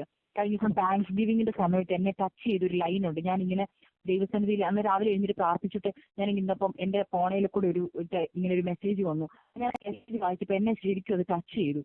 അദ്ദേഹം പറഞ്ഞൊരു വാക്ക് ഇതാണ്, yes we know this is a Thanksgiving day but it's good to do a thanks living. അത് എന്നെ ടച്ച് ചെയ്തു. കാരണം താങ്ക്സ് ഗിവിങ് നല്ലതാണ്, ദൈവത്തിന് എപ്പോഴും നന്ദി പറയണം. That's true. ഒരു ദിവസം അതിനുവേണ്ടി ഇവിടെ അമേരിക്കക്കാർ അതിനുവേണ്ടി വെച്ചിരിക്കുന്ന ഓർത്ത് ഞാൻ ദൈവത്തെ സ്തുതിക്കുന്നു. കാരണം താങ്ക്സ് ഗിവിങ് ഡേ ആയിട്ടെങ്കിലും അന്നെങ്കിലും ഒരു വാക്കിലെങ്കിലും ദൈവത്തിന് നന്ദി പറയുമല്ലോ. എന്നാൽ എന്നെ ടച്ച് ചെയ്ത് താങ്ക്സ് ലിവിങ്. കാരണം ഓരോ സെക്കൻഡും നമ്മൾ ജീവിക്കുന്നത് നന്ദിയോടെ ആയിരിക്കണം. പറയുന്നതിൽ വായിക്കൂടെ പറയുന്നതിനേക്കാൾ ഉപരി. കാരണം എന്റെ ജീവിതത്തിൽ ഞാനിപ്പോൾ അതാ ചെയ്തുകൊണ്ടിരിക്കുന്നത്. കാരണം ഓരോ സമയവും എഴുന്നേൽക്കുമ്പോൾ ഞാൻ ഇപ്പോഴും പറഞ്ഞു, ഞാൻ എന്റെ ബെഡ്റൂമിൽ കട്ടിലെ കിടക്കുമ്പോൾ ഞാൻ ഓർക്കും, കർത്താവെ എത്രയോ നാളുകൾ തറയിൽ കിടന്നിട്ടുണ്ട്, എത്രയോ നാളുകൾ ചോർന്ന വിധത്തിൽ കിടന്നിട്ടുണ്ട്. എന്നാൽ ഇന്ന് ഒരു ചോരാത്ത വീട്ടിൽ നല്ല കട്ടിലൊക്കെ കിടക്കുമ്പോൾ കർത്താവെ ഇതിനൊന്നും ഒരു യോഗ്യതയില്ലപ്പാ, ഒരു യോഗ്യതയുമില്ല. ദൈവം എവിടെ നിന്നാ കൊണ്ടുവന്നെന്ന് ഓർക്കുമ്പോൾ ഉണ്ടല്ലോ, അത്ര പറയണോ എനിക്ക് തന്നെ അറിയത്തില്ല സത്യം പറഞ്ഞാല്. ദൈവത്തെ നന്ദി പറഞ്ഞു. ആ വാക്യത്തിന്റെ അർത്ഥം അതാണ്. ഞാനിപ്പോൾ എന്റെ മമ്മി എപ്പോഴും പറഞ്ഞൊരു കാര്യമാണ്, മോനെ ദൈവവചനത്തിൽ ഓരോ വാക്യം നമ്മുടെ ജീവിതത്തിൽ ഓരോ കഷ്ടത വരുമ്പോഴാ ആ വാക്യത്തിന്റെ വില മനസ്സിലാവും. ദരിദ്രനെ കുപ്പയിൽ നിന്ന് എഴുന്നേപ്പിച്ചെന്നൊക്കെ പണ്ട് വായിച്ചിട്ടുണ്ട്. എന്നാലും അതിന്റെ ഒന്നും വില അറിയത്തില്ല. ഇന്ന് ഞാൻ പറയാം, ദരിദ്രനെ കുപ്പയിൽ നിന്ന് എഴുന്നേൽപ്പിക്കുന്നവനാണ് നമ്മുടെ ദൈവം. അതും എഴുതിയിരിക്കുന്ന എങ്ങനെയാ? പ്രഭുക്കന്മാരോടുകൂടെ, ജനത്തിന്റെ പ്രഭുക്കന്മാരോടുകൂടെ തന്നെ ഇരുത്തും. അപ്പൊ ദൈവം നമ്മളെ ഉയർത്തുമ്പോൾ അതിന് നമ്മൾക്ക് അറിയത്തില്ല അതിന്റെ ലിമിറ്റ് എന്താണ്. ദൈവം ചെയ്യുമ്പോൾ എപ്പോഴും പറയും കൗണ്ട്ലെസ്. ഞാൻ പറയാൻ ആഗ്രഹിക്കുന്ന ഒരു ചെറിയ സ്റ്റോറി, ഒരു ചെറിയ കഥ, എന്നെ എൻകറേജ് ചെയ്യുന്ന കാര്യങ്ങളാണ് ഞാൻ നിങ്ങളുമായിട്ട് ഷെയർ ചെയ്യുന്നത് മക്കളെ. ഒരിക്കൽ ഞാൻ ഇങ്ങനെ സ്റ്റോറി വായിച്ചു. ഒരു അപ്പനും മകനും കൂടെ ഒരു കടയിലേക്ക് കടന്നുപോയി. അപ്പോൾ ആ കുഞ്ഞിനെ കണ്ട്, ആ ബോയ് നല്ലൊരു ക്യൂട്ട് ബോയ്. അപ്പൊ അവനിങ്ങനെ അതിലേക്കൂടെ ഓടി കളിച്ചു വരണം. അവൻ ക്യാൻഡീസ് ഒക്കെ വെച്ചിരിക്കുന്ന സെക്ഷനിൽ ചെന്ന് അവൻ ആ കുപ്പികളിൽ ഇങ്ങനെ ക്യാൻഡീസ് ഒക്കെ ഇങ്ങനെ തൊട്ട് നടന്നപ്പോ ആ കടയുടെ ഓണർ പറഞ്ഞു, യാ യു ഗ്രാബ് സം ക്യാൻഡീസ്, എടുത്തോളാൻ പറഞ്ഞു. അപ്പൊ അവൻ പറഞ്ഞു നോ എന്ന് പറഞ്ഞു. വീണ്ടും പറഞ്ഞു, നീ എടുത്തോ, ചില ക്യാൻഡീസ് എടുത്തോ അതിനകത്തുനിന്ന്. അയാൾ ആ ക്യാൻഡിയുടെ കുപ്പി തുറന്നിട്ട് ആ കൊച്ചിന്റെ നേരെ നീട്ടിട്ട് പറഞ്ഞു, take how much you want. അപ്പൊ അവൻ എടുക്കുന്നില്ല. അവൻ എടുക്കാതെ വന്നപ്പോ വീണ്ടും അയാൾ പോസ്റ്റ് ചെയ്തു, എടുത്തില്ല. കുറച്ച് കഴിഞ്ഞപ്പോൾ അവന്റെ പിതാവ് വന്നിട്ട് പറഞ്ഞു, നീ എടുത്തു. പറഞ്ഞു, വേണ്ട പപ്പ എനിക്ക് എടുത്തു തന്നാൽ മതി. അപ്പോൾ അവന്റെ അപ്പൻ ആ കുപ്പിയിൽ നിന്ന് കുറച്ച് ചോക്ലേറ്റ്സ് എടുത്ത് അവന്റെ കയ്യിലേക്ക് കൊടുത്തു. അവര് പൈസയൊക്കെ പേ ചെയ്ത് അവർ കടയിൽ നിന്ന് ഇറങ്ങിയ സമയത്ത് അപ്പൻ ചോദിച്ചു, നീ എന്തുകൊണ്ടാണ് ഇത്രയും നേരം ആ ഓണർ പറഞ്ഞു നീ എടുത്തു എന്ന് പറഞ്ഞിട്ട് നീ എന്തുകൊണ്ട് എടുക്കാഞ്ഞത്? എന്തുകൊണ്ടാ പപ്പ വരാൻ വേണ്ടി വെയിറ്റ് ചെയ്തത്? അപ്പൊ അവൻ പറഞ്ഞു, പപ്പ ഞാൻ എടുത്താലേ എന്റെ ചെറിയ കൈ കൊണ്ട് എടുക്കുമ്പോൾ എനിക്ക് കുറച്ചേ കിട്ടത്തുള്ളൂ. എന്നാൽ പപ്പ എടുക്കും, പപ്പയുടെ കൈ വലിയ കൈയാ, പപ്പ വരുമ്പോ അതിന് പപ്പയുടെ കയ്യിൽ ഒത്തിരി കൊള്ളും, അതുകൊണ്ടാന്ന് പറഞ്ഞു. അപ്പോൾ ആ വാക്ക് എന്നെ ടച്ച് ചെയ്തു. That's true. നമ്മൾ ചിലത് ചൂസ് ചെയ്യുമ്പോൾ നമ്മുടെ ലിമിറ്റിനകത്തു നിന്നാണ് നമ്മൾ ചൂസ് ചെയ്യുന്നത്. എന്നാൽ കർത്താവ് ചൂസ് ചെയ്യും, നമ്മുടെ അപ്പന്റെ കയ്യിലോട്ട് ആ വിഷയത്തെ കൊടുക്കാവോ? അപ്പൻ ചൂസ് ചെയ്യുമ്പോൾ കർത്താവിന്റെ വലിപ്പത്തിനനുസരിച്ചാ കർത്താവ് നമുക്ക് നൽകി തരുന്നത്. ഞാൻ ഇപ്പോഴും പറഞ്ഞാൽ, ഇപ്പം നമ്മൾ അമേരിക്കൻ പ്രസിഡന്റ് ട്രംപിന്റെ അടുത്ത് നമ്മളൊരു ആവശ്യവുമായിട്ട് കടന്നു ചെന്ന് നമ്മുടെ ഒരു സാമ്പത്തിക ആവശ്യമായിട്ടുണ്ട്, നമ്മൾ എന്ന് പറയാം, എനിക്ക് ഇന്നൊരു ആവശ്യമുണ്ട്, എന്നെ സഹായിക്കുമെന്ന് ചോദിച്ചാൽ I don't think so he will be giving $10. കാരണം തിരിച്ച് വൈറ്റ് ഹൗസിൽ നിന്ന് ഇറങ്ങി വരുമ്പോൾ ആരെങ്കിലും ചോദിക്കുക എത്ര ഡോളേഴ്സ് തന്നു, ട്രംപ് $10 തന്നു പറഞ്ഞാൽ ആർക്കാ നാണം കേട്ടത്? ട്രംപിനാണ് നാണം കേട്ടത്. കാരണം we know who he is. അപ്പം ട്രംപിന്റെ വില അനുസരിച്ച് ട്രംപ് നമ്മളെ ഇവിടുന്ന് സഹായിക്കുന്നത്. സെയിം ലൈക്ക് നമ്മൾ കർത്താവിന്റെ സന്നിധി ചെന്ന്, അതുകൊണ്ട് കർത്താവ് പറഞ്ഞു, നിങ്ങളുടെ ആവശ്യങ്ങൾ പത്രത്തോടുകൂടെ ദൈവത്തോട് അറിയിക്കുക, അവന്റെ ദാനത്തിനൊത്തവണ്ണം കർത്താവ് ചെയ്യുന്നു. കർത്താവിന്റെ ദാനം എന്താണ് ബൈബിളിൽ എഴുതിയിട്ടുണ്ട്. ആകാശത്തിലെ കവാടം തുറന്ന് അല്ലെങ്കിൽ നമ്മുടെ കലവറം നിറയോളം തരുന്നവനാണ് നമ്മുടെ കർത്താവ്. അതെന്തുകൊണ്ട് അങ്ങനെ എഴുതിയിരിക്കുന്ന വചനം? കർത്താവിന്റെ വലിപ്പം അത്രയേ. നമ്മുടെ കലവറ നിറയാന്നൊക്കെ പറയുമ്പോൾ എന്തുവാ? ലൈക്ക് നമുക്ക് ചിന്തിക്കാൻ പറ്റുമോ? കർത്താവിന് കൊടുത്താൽ അങ്ങനെ അറിയും മക്കളെ. കർത്താവിന് വേണ്ടി വിശ്വാസത്തോടെ കൊടുക്കുക. ഞാൻ പറഞ്ഞല്ലോ, ഞങ്ങൾ മേടിച്ച് മാത്രം ശീലിപ്പിച്ചതല്ല എൻ്റെ മാതാവ് ഞങ്ങളെ കൊടുക്കാനും പഠിപ്പിച്ചിട്ടുണ്ട്. ഞാൻ ഒരു സാക്ഷ്യം കൂടെ ഞാൻ പെട്ടെന്ന് എൻ്റെ മനസ്സിലേക്ക് കർത്താവ് തന്നതുകൊണ്ട് ഞാൻ പറയുകയാണ്. എൻ്റെ ഒരു ടെസ്റ്റിമോണിയും കൂടെ ഞാൻ പറയാനായിരിക്കും. കൊടുപ്പീൻ എന്നാൽ നിങ്ങൾക്ക് ലഭിക്കുമെന്ന് വചനത്തിലുണ്ടല്ലോ. കൊടുത്താൽ ദൈവം ഉറപ്പായിട്ടും നമുക്ക് ലഭിക്കുക തന്നെ ചെയ്യും. കാരണം കർത്താവ് പറഞ്ഞിട്ടുണ്ട്, കർത്താവിന് വേണ്ടി കൊടുക്കുമ്പോൾ ഒരിക്കലും ലിമിറ്റ് വെച്ച് കൊടുക്കരുത്. കർത്താവിന്റെ നാമത്തിന് വേണ്ടി ചെയ്യുമ്പോൾ നമ്മളത് എങ്ങനെ ചെയ്യണം? അത് പൈസ മാത്രമല്ല. എൻ്റെ മമ്മിയുടെ ഒരു സാക്ഷ്യം അതും കൂടെ ഞാൻ ചേർത്ത് പറയാം. ഇപ്പോൾ ഞാനൊരു സാക്ഷ്യം പറഞ്ഞതിന് ശേഷം മമ്മിയുടെ എപ്പോഴും ഒരു പോളിസി എന്നല്ല, മമ്മി പ്രാക്ടീസ് ചെയ്യുന്ന ഒരു കാര്യമാണ്. മമ്മി ഞങ്ങളോട് പറഞ്ഞൊരു കാര്യമാണ്, മക്കളെ ദൈവം നിങ്ങൾക്ക് ആരോഗ്യം തരുമ്പോൾ ചർച്ചിൽ പോയി ഈ ചടഞ്ഞു കുത്തിയിരുന്ന് കൈയടിക്കരുത്. നിങ്ങളുള്ള ആരോഗ്യം എടുത്ത് ആരാധിക്കണം.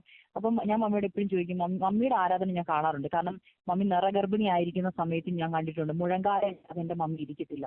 എത്ര ചേറെ ഇരിക്കാൻ പറഞ്ഞാലും മമ്മി ഇരിക്കത്തില്ല. മമ്മി മുഴങ്കാലയിൽ ഇരിക്കും.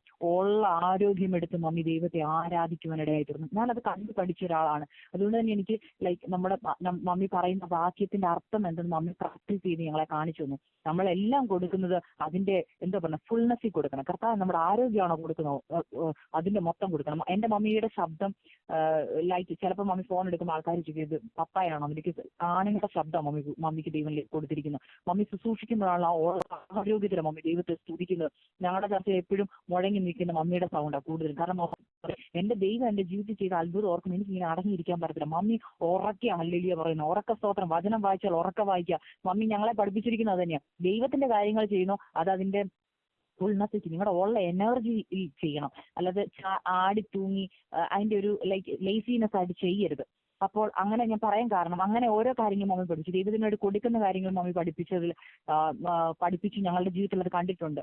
അപ്പോൾ അതിന്റെ ഒരു അനുഭവം പറയാം. ഞാൻ നഴ്സിംഗ് ജോലി ചെയ്യുന്ന സമയത്ത്, ടീച്ചറായിട്ട് ജോലി ചെയ്യുന്ന സമയത്ത് ബാംഗ്ലൂരിൽ ഒരു ദിവസം ഞാൻ പറഞ്ഞില്ല, അന്ന് നമുക്ക് കിട്ടുന്ന തുച്ഛമായ വരുമാനത്തിൽ നിന്ന് വാടക കൊടുക്കണം, അനീറ്റിമാരെ പഠിപ്പിക്കണം, അങ്ങനെ അനേകം ആവശ്യങ്ങളുണ്ട്. അപ്പോൾ എൻ്റെ കയ്യിൽ ബാലൻസ് ആയിട്ട് ഒരിക്കലും പൈസ കാണാറില്ല അധികം. അങ്ങനെ ഇരിക്കുന്ന സമയത്ത് എൻ്റെ കയ്യിൽ ആകെ ഉള്ളത് 100 രൂപയാണ്. ഈ 100 രൂപയിൽ എന്ത് ചെയ്യണം? കാരണം ഞാൻ ഈ 100 രൂപ കൈ വെക്കുന്നത് സ്തോത്രകാഴ്ച വരണം, ചർച്ചിൽ പോകാൻ വണ്ടിക്കൂലി വേണം.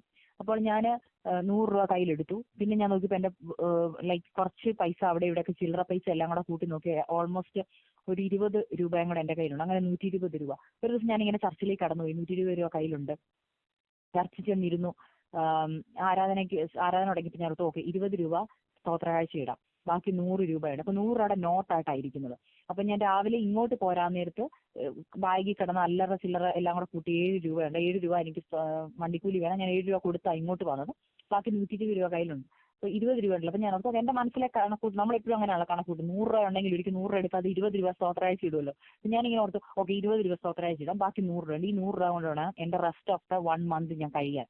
അപ്പം ഞാനിങ്ങനെ അവിടെ നിന്ന് ഈ പ്രാർത്ഥനയുടെ ഇടയ്ക്കും കാൽക്കുലേഷൻ നടത്തുക. 20 രൂപ കൊടുക്കാം. അപ്പൊ ഞാൻ 20 രൂപ എന്തിനാ കൊടുക്കും, 10 രൂപ കൊടുക്കാം. കാരണം എൻ്റെ ഇല്ലല്ലോ, വണ്ടിക്കൂലിക്ക് പൈസ വേണം. ഈ 100 രൂപ ചേഞ്ച് ആക്കി കഴിഞ്ഞാൽ ബുദ്ധിമുട്ടാവും. പിന്നെ എൻ്റെ പൈസ കാണത്തില്ല, ചിലവായി പോകും. അതുകൊണ്ട് 100 രൂപ ചേഞ്ച് ആക്കണ്ട, 10 രൂപ കർത്താവിന് ഇടുക, 10 രൂപ കൊണ്ട് തിരിച്ച് വണ്ടിക്കൂലി. ഇങ്ങനെ ഞാൻ കണക്ക് കൂട്ടിയിരിക്കും. അങ്ങനെ ഇരിക്കുന്ന സമയത്ത് ദൈവദാസൻ സ്തോത്രകാഴ്ചയുടെ സമയം പറഞ്ഞു. ദൈവദാസൻ ഇങ്ങനെ ഒരു വാക്ക് പറഞ്ഞു, നീ നിന്റെ ദൈവത്തെ പിശുക്കാതെ കൊടുക്കണം. പിശുക്കി കൊടുക്കുന്നതിന് ദൈവത്തിന് അറപ്പാ. കാരണം ദൈവത്തിന് വേണ്ടി കൊടുക്കുമ്പോൾ നിങ്ങൾ അത് മനസ്സോടെ മുഴുവനായിട്ട് കൊടുക്കണം എന്ന് പറയാനിടയായി തീർന്നു. അപ്പം ഞാൻ ഇങ്ങനെ പുറത്ത് കർത്താവെ മുഴുവനായിട്ട് കൊടുക്കാന്ന് പറയുമ്പോൾ എൻ്റെ കയ്യിൽ 100 രൂപ, അത് കൊടുത്താൽ ഞാൻ എങ്ങനെ നാളെ ജീവിക്കും ഇങ്ങനെ പറഞ്ഞു.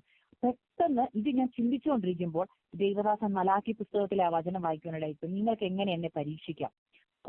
കൊടുക്കുന്ന കാര്യത്തെക്കുറിച്ച് അവിടെ എഴുതിയിട്ടുണ്ടല്ലോ. നിങ്ങൾ കർത്താവിനെ എങ്ങനെ പരീക്ഷിക്കാം, കർത്താവിനെ പരീക്ഷിക്കേണ്ട രീതി അവിടെ പറഞ്ഞു. നിങ്ങൾ കൊടുക്ക്, നിങ്ങളുടെ കളപ്പുരകൾ കവിയോളം ദൈവം നിങ്ങൾക്ക് വേണ്ടി നൽകി തരും. ഈ വചനം ദേവദാസ് കോട്ട് ചെയ്യാനായിട്ടുണ്ട്. അപ്പൊ ഞാൻ ഓർത്ത് ഇനി കർത്താവിനെ പരീക്ഷിക്കണമെന്നുള്ളത്, ഞാൻ കർത്താവിനെ പരീക്ഷിക്കാൻ നമുക്ക് റൈറ്റ് ഉണ്ടോ? പരീക്ഷിക്കുവല്ല കർത്താവെ, എങ്കിലും ഞാൻ നിനക്ക് ഈ 100 രൂപ തരാൻ പോവാ കർത്താവെ, ഞാൻ അങ്ങയുടെ നാമത്തിന് വേണ്ടി ഇത് ചെയ്യാൻ പോവാ കർത്താവെ, അങ്ങനെ പഠിപ്പിക്കണം.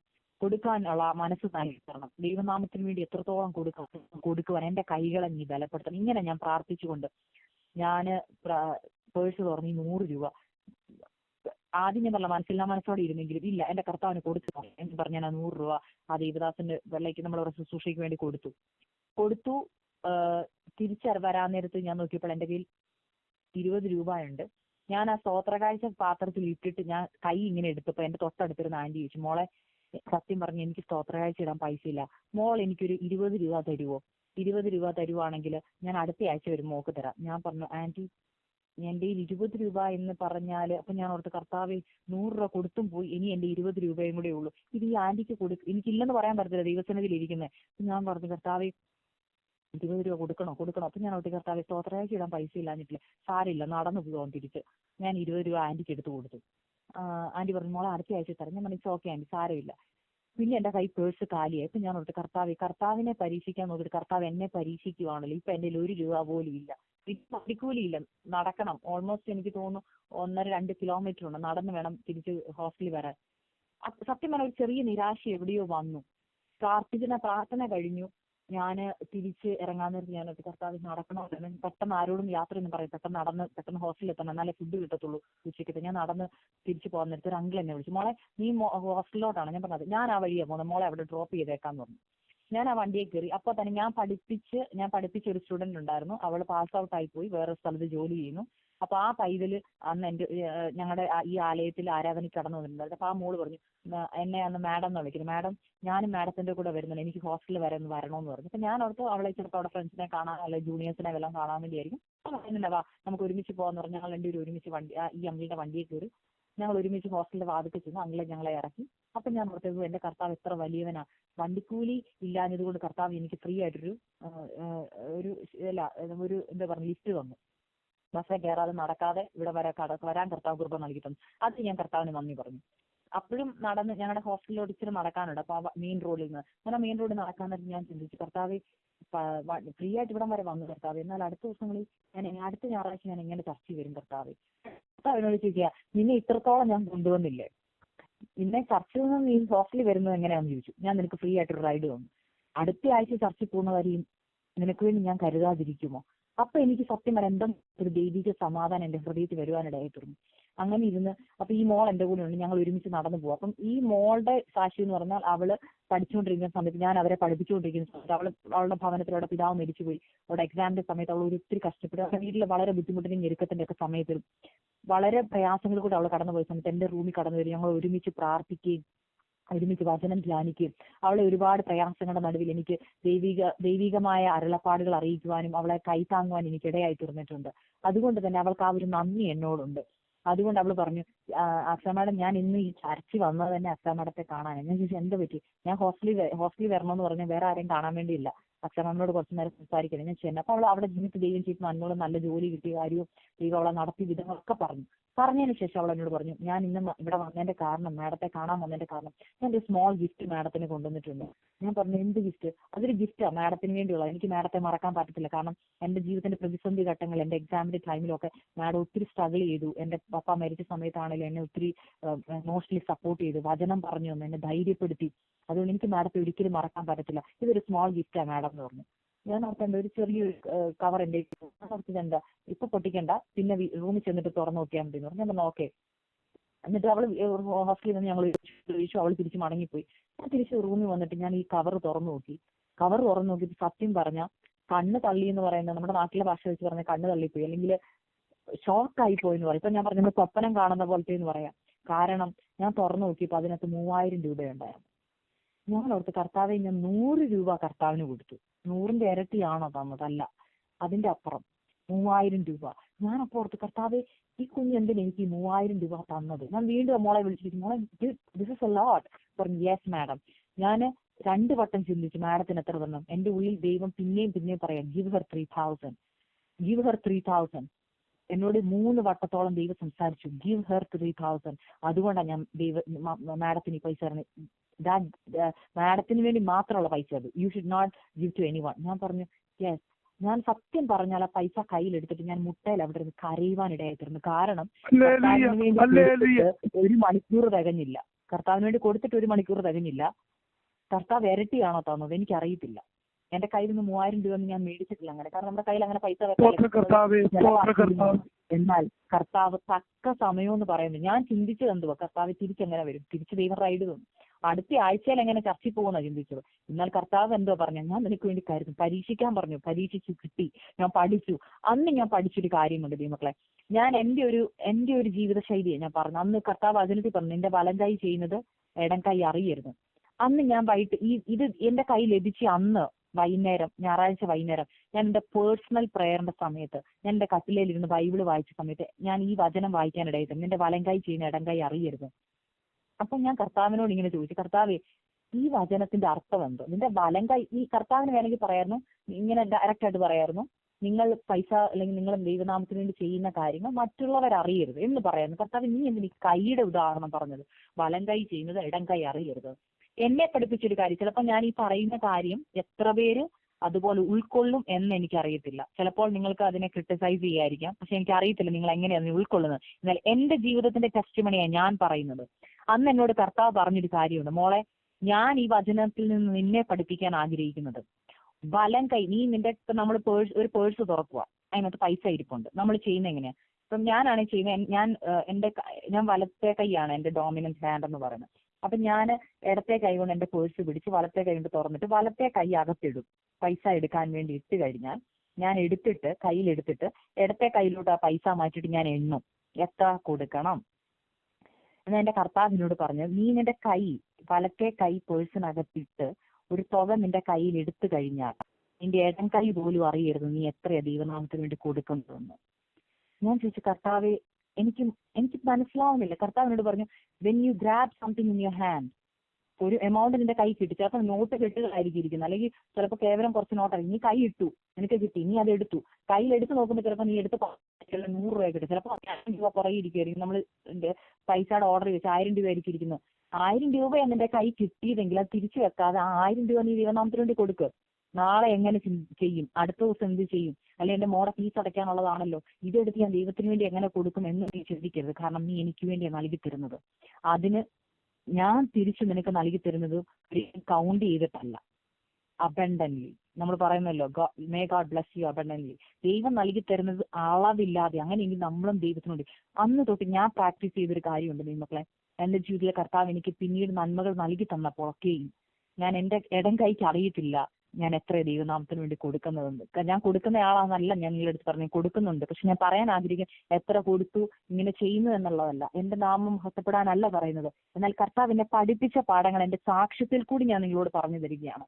നമ്മൾ ദൈവനാമത്തിന് വേണ്ടി കൊടുക്കുമ്പോൾ അളവില്ലാതെ കൊടുക്കാൻ പഠിപ്പിച്ച അളവില്ലാതെ നമ്മളെ ബ്ലസ് ചെയ്യും. ഞാൻ ഇന്ന് ഈ രാജ്യത്ത് കടന്നു വന്ന് ഞാൻ ഓരോ ബ്ലെസ്സിങ്സ് അനുഭവിക്കുമ്പോഴും എന്റെ മമ്മി എന്നോട് പറഞ്ഞൊരു കാര്യമുണ്ട്, കർത്താവിന്റെ നാമത്തിന് വേണ്ടി ചെയ്തതില്ല. കർത്താവിന്റെ നാമത്തിന് വേണ്ടി കൊടുക്കുന്നതിന് നമ്മൾ പറഞ്ഞ കർത്താവ് കണക്ക് വെക്കുന്നുണ്ട്. നമ്മൾ ചെയ്യുന്നതിന്റെ ഓരോ, നമ്മുടെ കണ്ണുനീരിന് മാത്രമല്ലല്ലോ കർത്താവ് കണക്ക് വെച്ചിരിക്കുന്നത്, സകലത്തിനും. അങ്ങനെയെങ്കിൽ നമ്മൾ കൊടുക്കുന്നതിനും കർത്താവ് കണ്ടിട്ടുണ്ട്. നമ്മുടെ ഇല്ലായ്മയിൽ അതുകൊണ്ടാണ് പറഞ്ഞ ആ വിധവ 2 കാശ് അവർക്ക് ഉള്ളതിൽ നിന്ന് നമ്മൾ കൊടുത്തു. അത് കൗണ്ട് ചെയ്യാനോ തിരിച്ചു നോക്കാനോ ഒന്നുമില്ല. എന്നാൽ ഉള്ളത് മൊത്തം അവൾ കർത്താവിന്റെ സന്നിധി കൊണ്ട് കൊടുത്തു. അവിടെ കർത്താവ് ചെയ്ത അത്ഭുതം എന്തുവാ? കർത്താവ് അവളെ വിടുവിച്ചു. അവളുടെ ജീവിതത്തിൽ അവൾ കടന്നുപോയ പ്രയാസങ്ങളുടെ നടുവിൽ ആ കൂനിയായ സ്ത്രീയെ ദൈവം വിടുവിക്കുവാനിടയായി തീർന്നു. ഇങ്ങനെയെങ്കിൽ ദൈവമക്കളെ, നമ്മുടെ ജീവിതത്തിൽ നമ്മൾ കടന്നു പോകുന്ന പ്രയാസങ്ങളുടെ നടുവിൽ ഇല്ലായ്മയിൽ നിന്ന് കൊടുക്കുന്നവരെ എനിക്ക് ഉറപ്പാണ്. എന്റെ മമ്മി ഞങ്ങളെ പഠിപ്പിച്ചു, മമ്മി ചെയ്ത് ഞങ്ങളെ കാണിച്ചു. ഇല്ലായ്മയിൽ ഉള്ളപ്പോൾ കൊടുത്തത് I don't know how it is, but ഇല്ലായ്മയിൽ നിന്ന് കൊടുക്കുമ്പോൾ കർത്താവ് അത് കാണുന്നുണ്ട്. നമ്മുടെ കയ്യിലില്ല, ചിലപ്പോൾ നാളെ നിങ്ങളുടെ തലമുറകൾക്ക് വേണ്ടി കരുതി വെച്ചിരിക്കുന്നതായിരിക്കാം. ഞാനിപ്പോഴും പറഞ്ഞു, ഞങ്ങളുടെ പപ്പായ്ക്കും മമ്മിക്കും ഒരു ബാങ്ക് ബാലൻസ് ഒന്നും ഇല്ലായിരുന്നു. ഞങ്ങൾക്ക് 4 പെൺകുഞ്ഞുങ്ങൾക്ക് വേണ്ടി ഇന്നും ഒന്നും കരുതി വെച്ചിട്ടില്ല. എന്നാൽ ഞാൻ കണ്ടിരിക്കുന്ന ഒരു കാര്യമുണ്ട്, എന്റെ പിതാവും മാതാവും ദൈവനാമത്തിന് വേണ്ടി ഞങ്ങളുടെ ഭവനത്തിൽ കടന്നു വരും ദൈവദാസന്മാരായിക്കോട്ടെ ബുദ്ധിമുട്ടുണ്ട്, അവര് കയ്യിൽ കരുതി കയ്യിൽ മക്കൾക്ക് വേണ്ടി വെക്കണമല്ലോ, നാളെ അവരുടെ ഫീസ് അടയ്ക്കേണ്ടതാണല്ലോ എന്നോർത്ത് വെക്കാതെ ദൈവനാമത്തിന് വേണ്ടി കൊടുക്കുന്നത് കണ്ടിട്ടുണ്ട്. അതുകൊണ്ട് എന്താ, ഞങ്ങളുടെ ഫീസ് അടയ്ക്കുന്ന സമയമാകുമ്പോൾ ദൈവം തക്ക സമയത്ത് വഴികളെ തുറക്കും.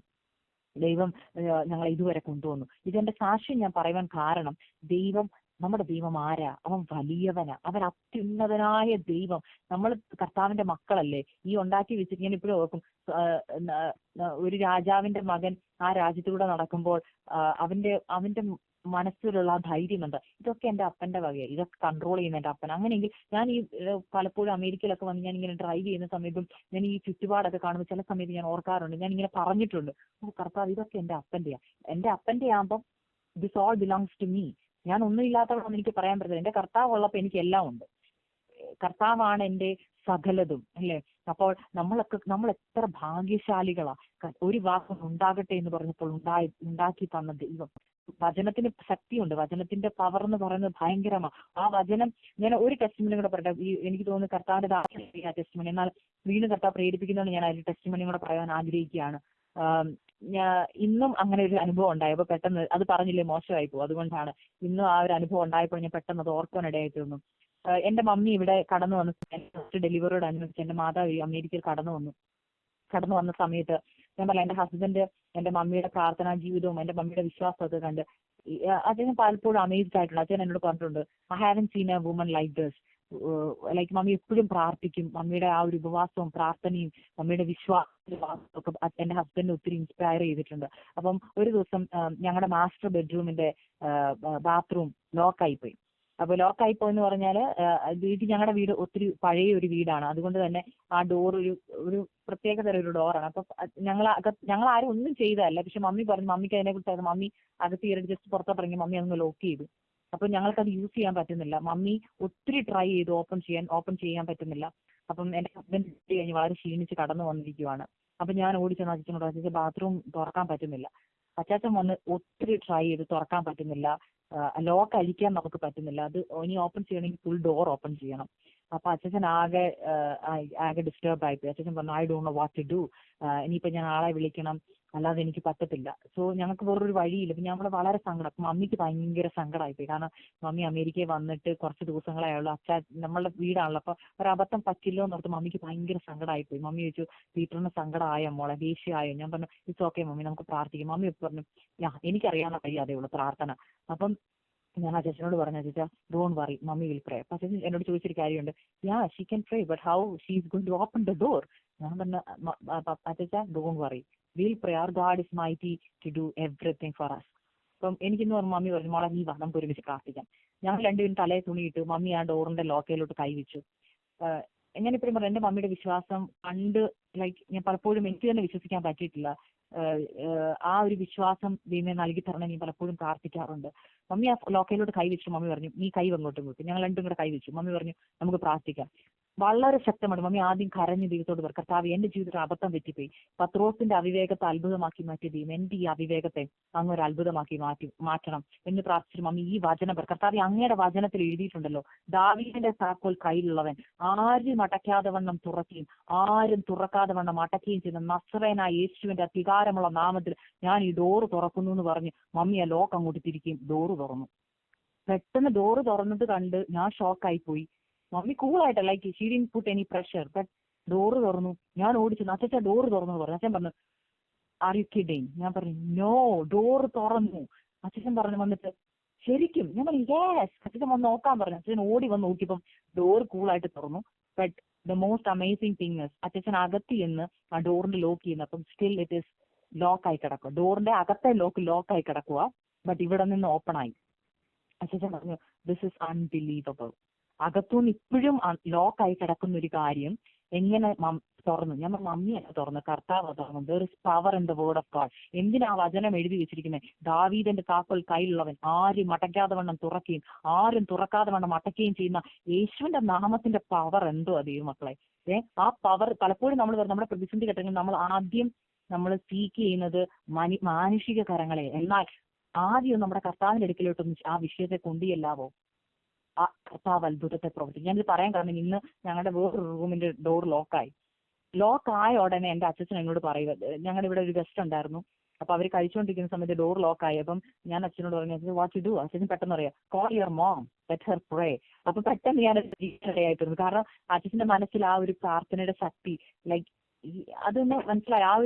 ആ ഒരു കാര്യം അതുകൊണ്ട് അച്ഛന്റെ വിശ്വാസം വർദ്ധിക്കാനിടയിൽ ഉടനെ പറയാം call your mom, let her pray എന്ന് പറഞ്ഞു. ഞാൻ പറഞ്ഞു why you have to call your my mom?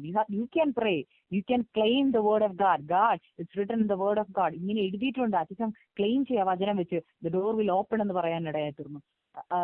ഞാൻ പറഞ്ഞില്ല, ഞാൻ ഒരു വാക്ക് പ്രാർത്ഥിച്ചു കർത്താവ് ഡോർ ഓപ്പൺ ആവണേ അവിടെ നിന്ന്. കാരണം ഞാൻ ജസ്റ്റിന് ഫുഡ് കൊടുത്തോണ്ടിരിക്കുകയായിട്ട്. പക്ഷേ ദൈവമക്കൾ ആ ഡോർ ഓപ്പൺ ആയി തീർന്നു. അത് ഞാൻ പെട്ടെന്ന് അത് ഓർത്ത് ഞാൻ today I have to tell that testimony again. ഞാനിത് പറയാൻ ആഗ്രഹിക്കുന്ന ആരെങ്കിലും നിങ്ങളുടെ ജീവിതത്തിന് മുമ്പിൽ ഏത് വലിയ പ്രതിസന്ധി ഘട്ടമായിരിക്കും ഈ വചനം ഒന്ന് പറയാവോ? ആരും തുറക്കാതെ വണ്ണം അടയ്ക്കുകയും ആരും അടയ്ക്കാതെ വണ്ണം തുറക്കുകയും ചെയ്യുന്ന അക്ഷരങ്ങൾ യേശുവിന്റെ നാമത്തിൽ എന്റെ മുമ്പിൽ നിൽക്കുന്ന പ്രതിസന്ധികളെ ഞാൻ മറികടക്കുന്നു, അല്ലെങ്കിൽ എന്റെ മുമ്പിൽ വഴി തുറക്കപ്പെടട്ടെ എന്ന് പ്രാർത്ഥിച്ചാൽ വഴി തുറക്കപ്പെടുക തന്നെ ചെയ്യും. നമ്മുടെ കർത്താവ് വലിയവനാ. അതുകൊണ്ട് ദൈവമക്കളെ ഞാൻ ഇത്രയും ടെസ്റ്റിമണി മാത്രം പറയും. ഇനിയുണ്ട്. ഞാനിപ്പോൾ ഇവിടെ നിർത്തുന്നു, എന്റെ സമയം കഴിഞ്ഞു. ദൈവമക്കളെ ഞാൻ ഈ പറഞ്ഞ കാര്യങ്ങൾ എന്തെന്ന് വെച്ച് കഴിഞ്ഞാൽ നമ്മുടെ ദൈവം വലിയവനാ. ഞാൻ പറഞ്ഞ വാക്യം ഞാൻ ഒരിക്കൽ കൂടി പറയാൻ ആഗ്രഹിക്കുന്നു.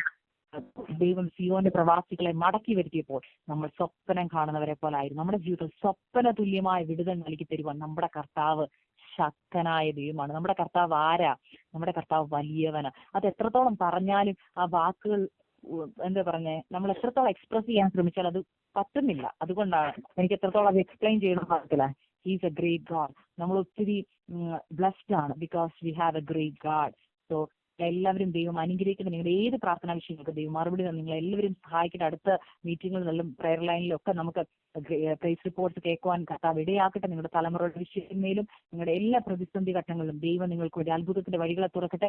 അതിലൊക്കെ ഉപരിയായി നിത്യതയിൽ ദൈവം നമ്മളെ എത്തിക്കട്ടെ. അതിനുവേണ്ടി നമുക്ക് ഒരുങ്ങാം. ഈ ലോകത്തിന്റെ മഹിമകളും ഈ ലോകത്തിന്റെ നമ്മൾക്ക് ലഭിക്കുന്ന എന്തും വീടും എല്ലാം അതൊക്കെ നഷ്ടമാക്കും. എന്നാൽ നിലനിൽക്കുന്നത് നമുക്ക് നിത്യമായ നമ്മുടെ നിത്യത അത് നഷ്ടമാക്കാതെ നമുക്ക് നിത്യതയ്ക്ക് വേണ്ടി ഒരുങ്ങാം. തമ്മിൽ സ്നേഹമുള്ളവരായി, ക്ഷമയുള്ളവരായി, അന്യോന്യം സ്നേഹിച്ച്, അന്യോന്യം പ്രാർത്ഥിച്ച്, അന്യോന്യം പ്രാർത്ഥനയിൽ പ്രോത്സാഹിപ്പിച്ചുകൊണ്ട് നമുക്ക് ജീവിതത്തെ മുന്നേറാമെന്ന് പ്രാർത്ഥിച്ചുകൊണ്ടും പറഞ്ഞുകൊണ്ടും പ്രബോധിപ്പിച്ചുകൊണ്ടും ഞാൻ എന്റെ വാക്കുകൾ നിർത്തും. ദൈവം നിങ്ങളെ എല്ലാവരെയും അനുഗ്രഹിക്കുന്നതാകട്ടെ. ആമേൻ. Amen. Thank you very much, sister. Can you just pray? പ്രാർത്ഥിക്കാൻ പോകുന്നു. പ്രാർത്ഥിക്കാം. Okay, praise. നിങ്ങളെ അതിമാലിന്യമായി സ്നേഹിക്കുന്ന ഞങ്ങളുടെ നല്ല സ്വർഗീയ പിതാവേ, അനുഗ്രഹീതമായി നല്ല സമയത്തിനായി ഞങ്ങൾ അങ്ങേ സ്തുതിക്കുന്നു, സ്തോത്രം ചെയ്യുന്നു. സ്വർഗം അങ്ങയുടെ സിംഹാസനവും ഭൂമി അങ്ങയുടെ പാദപിടവുമാകിയാൽ അങ്ങയുടെ പാദപ്പെടുത്തിയിരുന്നുകൊണ്ട് അങ്ങയുടെ കുഞ്ഞുങ്ങളായ അടിയങ്ങൾ കർത്താവെ ഈ സമയം ഈ പ്രെയർ ലൈനിൽ കൂടി അങ്ങയുടെ സന്നിധിയിലേക്ക് അടുത്ത് വരുന്നു. കർത്താവ് ഈ പ്രെയർ ലൈനിൽ അടിയന്റെ സാക്ഷ്യം കേട്ടുകൊണ്ടിരുന്ന എല്ലാവരെയും അങ്ങയുടെ കരങ്ങളിൽ ഏൽപ്പിക്കുന്നു. ഇതിന് നേതൃത്വം കൊടുക്കുന്ന ദൈവദാസനെ കുടുംബത്തെ അങ്ങയുടെ കരങ്ങളിൽ ഏൽപ്പിക്കുന്നു. പിതാവിന്റെ പുത്രന്റെ പരിശുദ്ധാത്മാവിന്റെ നാമത്തെ അനുഗ്രഹിക്കണമേ കർത്താവെ. അവർ ചെയ്യുന്ന പ്രവൃത്തികൾക്ക് കർത്താവെ അങ്ങ് പ്രതിഫലം കൊടുത്ത് മാനിക്കണമേപ്പാ. അനേകരെ കർത്താവിലേക്ക് നയിക്കുവാൻ നശിച്ചുകൊണ്ടിരിക്കുന്ന അനേകരെ കർത്താവിലേക്ക് ഡയറക്റ്റ് ചെയ്യുവാൻ കർത്താവ് ഈ പ്രെയർ ലൈൻ ഒരു മുഖാന്തരമായി തീരണമെന്ന് പ്രാർത്ഥിക്കുന്നു. ഇതിൽ പങ്കുചേരുന്ന എല്ലാവർക്കും ഓരോ സെക്ഷൻസും ഓരോ പാട്ടും പ്രാർത്ഥനകളും സാക്ഷ്യങ്ങളും എല്ലാം ഒരു അനുഗ്രഹമായി തീരട്ടെ കർത്താവെ. അവർക്ക് എൻകറേജ്മെന്റ് ആയി തീരട്ടെ കർത്താവെ. ഞങ്ങളുടെ നാമം ഉയരേണ്ട കർത്താവെ, അങ്ങയുടെ നാമം മഹത്വീകരിക്കട്ടെ. God, you are great, we believe in you God. കർത്താവെ ഞങ്ങളുടെ വചനം വലുതാണ്, ഞങ്ങളത് വിശ്വസിക്കുന്നു കർത്താവ്. ഞങ്ങളുടെ വചനത്തിന് ശക്തിയുണ്ട് കർത്താവെ, ഞങ്ങളത് വിശ്വസിക്കുന്നു കർത്താവെ. ഈ സമയം ഞാൻ പ്രാർത്ഥിച്ചുകൊണ്ടിരിക്കുമ്പോൾ ഈ പ്രെയർ ലൈൻ അറ്റൻഡ് ചെയ്യുന്ന പ്രിയപ്പെട്ടവരുടെ വിഷയങ്ങളെ ഞങ്ങളുടെ കരങ്ങളിൽ വിഷയങ്ങളെ എന്നാൽ സാധ്യമാക്കുന്നതിന്റെ ദൈവം ആരും തുറക്കാതെ വേണം അടയ്ക്കുകയും ആരും അടയ്ക്കാതെ വേണം തുറക്കുകയും ചെയ്യുന്ന നസ്രനായ യേശുവിന്റെ അധികാരമുള്ള നാമത്തില് പ്രിയ കർത്താവെ, ദൈവജനങ്ങൾ കടന്നു പോകുന്ന പ്രശ്നങ്ങൾ എന്തുമായിക്കൊള്ളട്ടെ കർത്താവെ, ദൈവമക്കൾക്ക് വേണ്ടി വഴികളെ തുറക്കണമേ, വാതിലുകളെ തുറക്കണമേ. തലമുറയുടെ വിഷയമായിക്കോട്ടെ കർത്താവെ, സാധ്യങ്ങളെ സാധ്യമാക്കുന്ന ദൈവം, ജനങ്ങളെ അഴിക്കുന്ന ദൈവം, ഹല്ലേലൂയ ഹല്ലേലൂയ, സ്വാതന്ത്ര്യത്തിലേക്ക് നയിക്കുന്ന ദൈവമാകിയാൽ സ്തോത്രം.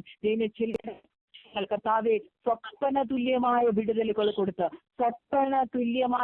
കൊടുത്ത് കർത്താവ് ഇവരെ മാനിക്കണമെന്ന് പ്രാർത്ഥിക്കുന്നു. ഇത് ദൈവത്താൽ സംഭവിച്ചു, നമ്മുടെ ദൃഷ്ടിയിൽ ആശ്ചര്യം എന്ന് പറയത്തക്ക രീതിയിൽ കർത്താവെ ചില ജീവിതങ്ങളുടെ മേൽ കർത്താവിന്റെ അത്ഭുതത്തിന്റെ കരത്തെ നീട്ടണമെന്ന് പ്രാർത്ഥിക്കുന്നു. കർത്താവ് നല്ല അസാധ്യങ്ങളെ സാധ്യമാക്കുന്ന കർത്താവിന്റെ സന്നിധിയിൽ അവരുടെ വിഷയങ്ങളെ ഏൽപ്പിക്കുന്നു. അങ്ങ് അത്ഭുതം പ്രവർത്തിച്ചിരിക്കാൻ സ്തോത്രം. കർത്താവ് ഇത്രത്തോളം അടിയനെ നിമാനിച്ചില്ല, കൊണ്ടുവന്നില്ല. നന്ദിയല്ലാതെ പറയുവാൻ ഒന്നുമില്ലാത്തനെ അങ്ങയുടെ കരങ്ങളിലേക്ക് വിഷയങ്ങളെ ഏൽപ്പിക്കുന്നു. സകല മാനവും മഹത്വവും കർത്താവിനെ തന്നെ കരയിട്ടുന്നു. കർത്താവെ അങ്ങയുടെ സന്നിധിയിലേക്ക് എല്ലാവരെയും ഏൽപ്പിക്കുന്നു, അടിയനെയും ഏൽപ്പിക്കുന്നു. സകല മാനം മൊത്തം കേണ്ടത് പുത്രനായ ഈശ്വരനാമത്തിനെ ചോദിക്കുന്നു, കൃപയോടെ എടുക്കുന്നതാണെന്നുള്ള പിതാവേ, ആമേൻ. Thank you very much, sister. വഴിയൊരുക്കും അവനാദികളിൽ എന്നെ വഴി നടത്തും.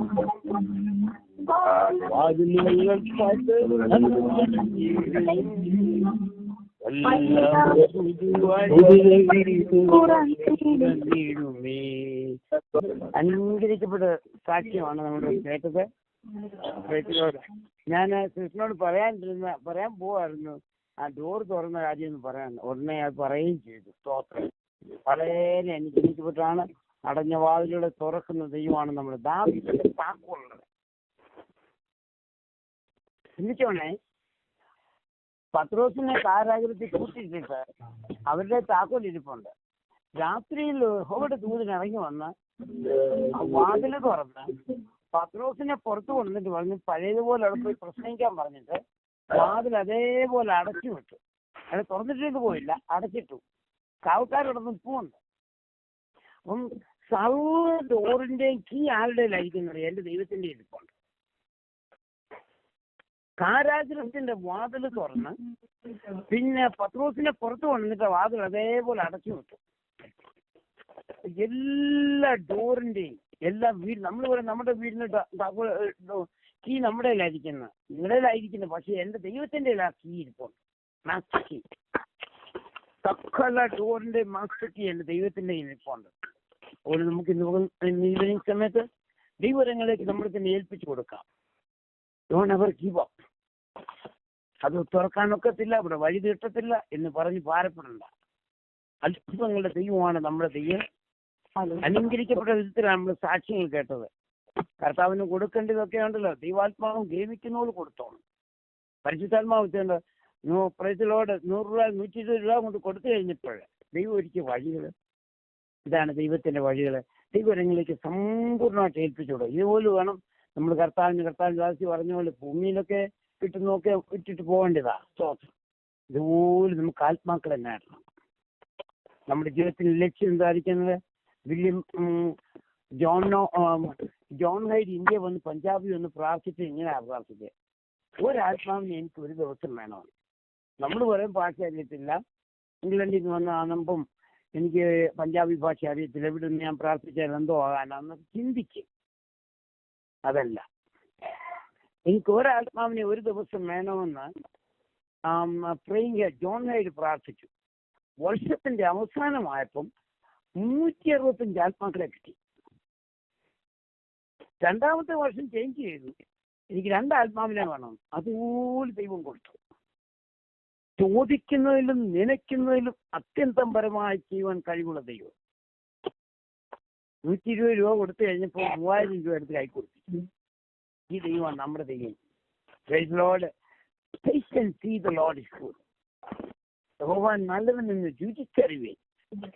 ബാലസിംഹങ്ങൾ ഇരട്ടാ വിശന്നിരിക്കരുത്. യഹോവയെ അന്വേഷിക്കുന്നവർക്ക് ഒരു നന്മയും ദൈവം മുടക്കത്തില്ല. രാത്രി സമയം നമ്മൾ കേട്ട സാക്ഷ്യം അംഗീകരിക്കപ്പെട്ട സാക്ഷ്യം. ഒരു കർത്താവിന് വേണ്ടി ഇറങ്ങിത്തിരിച്ച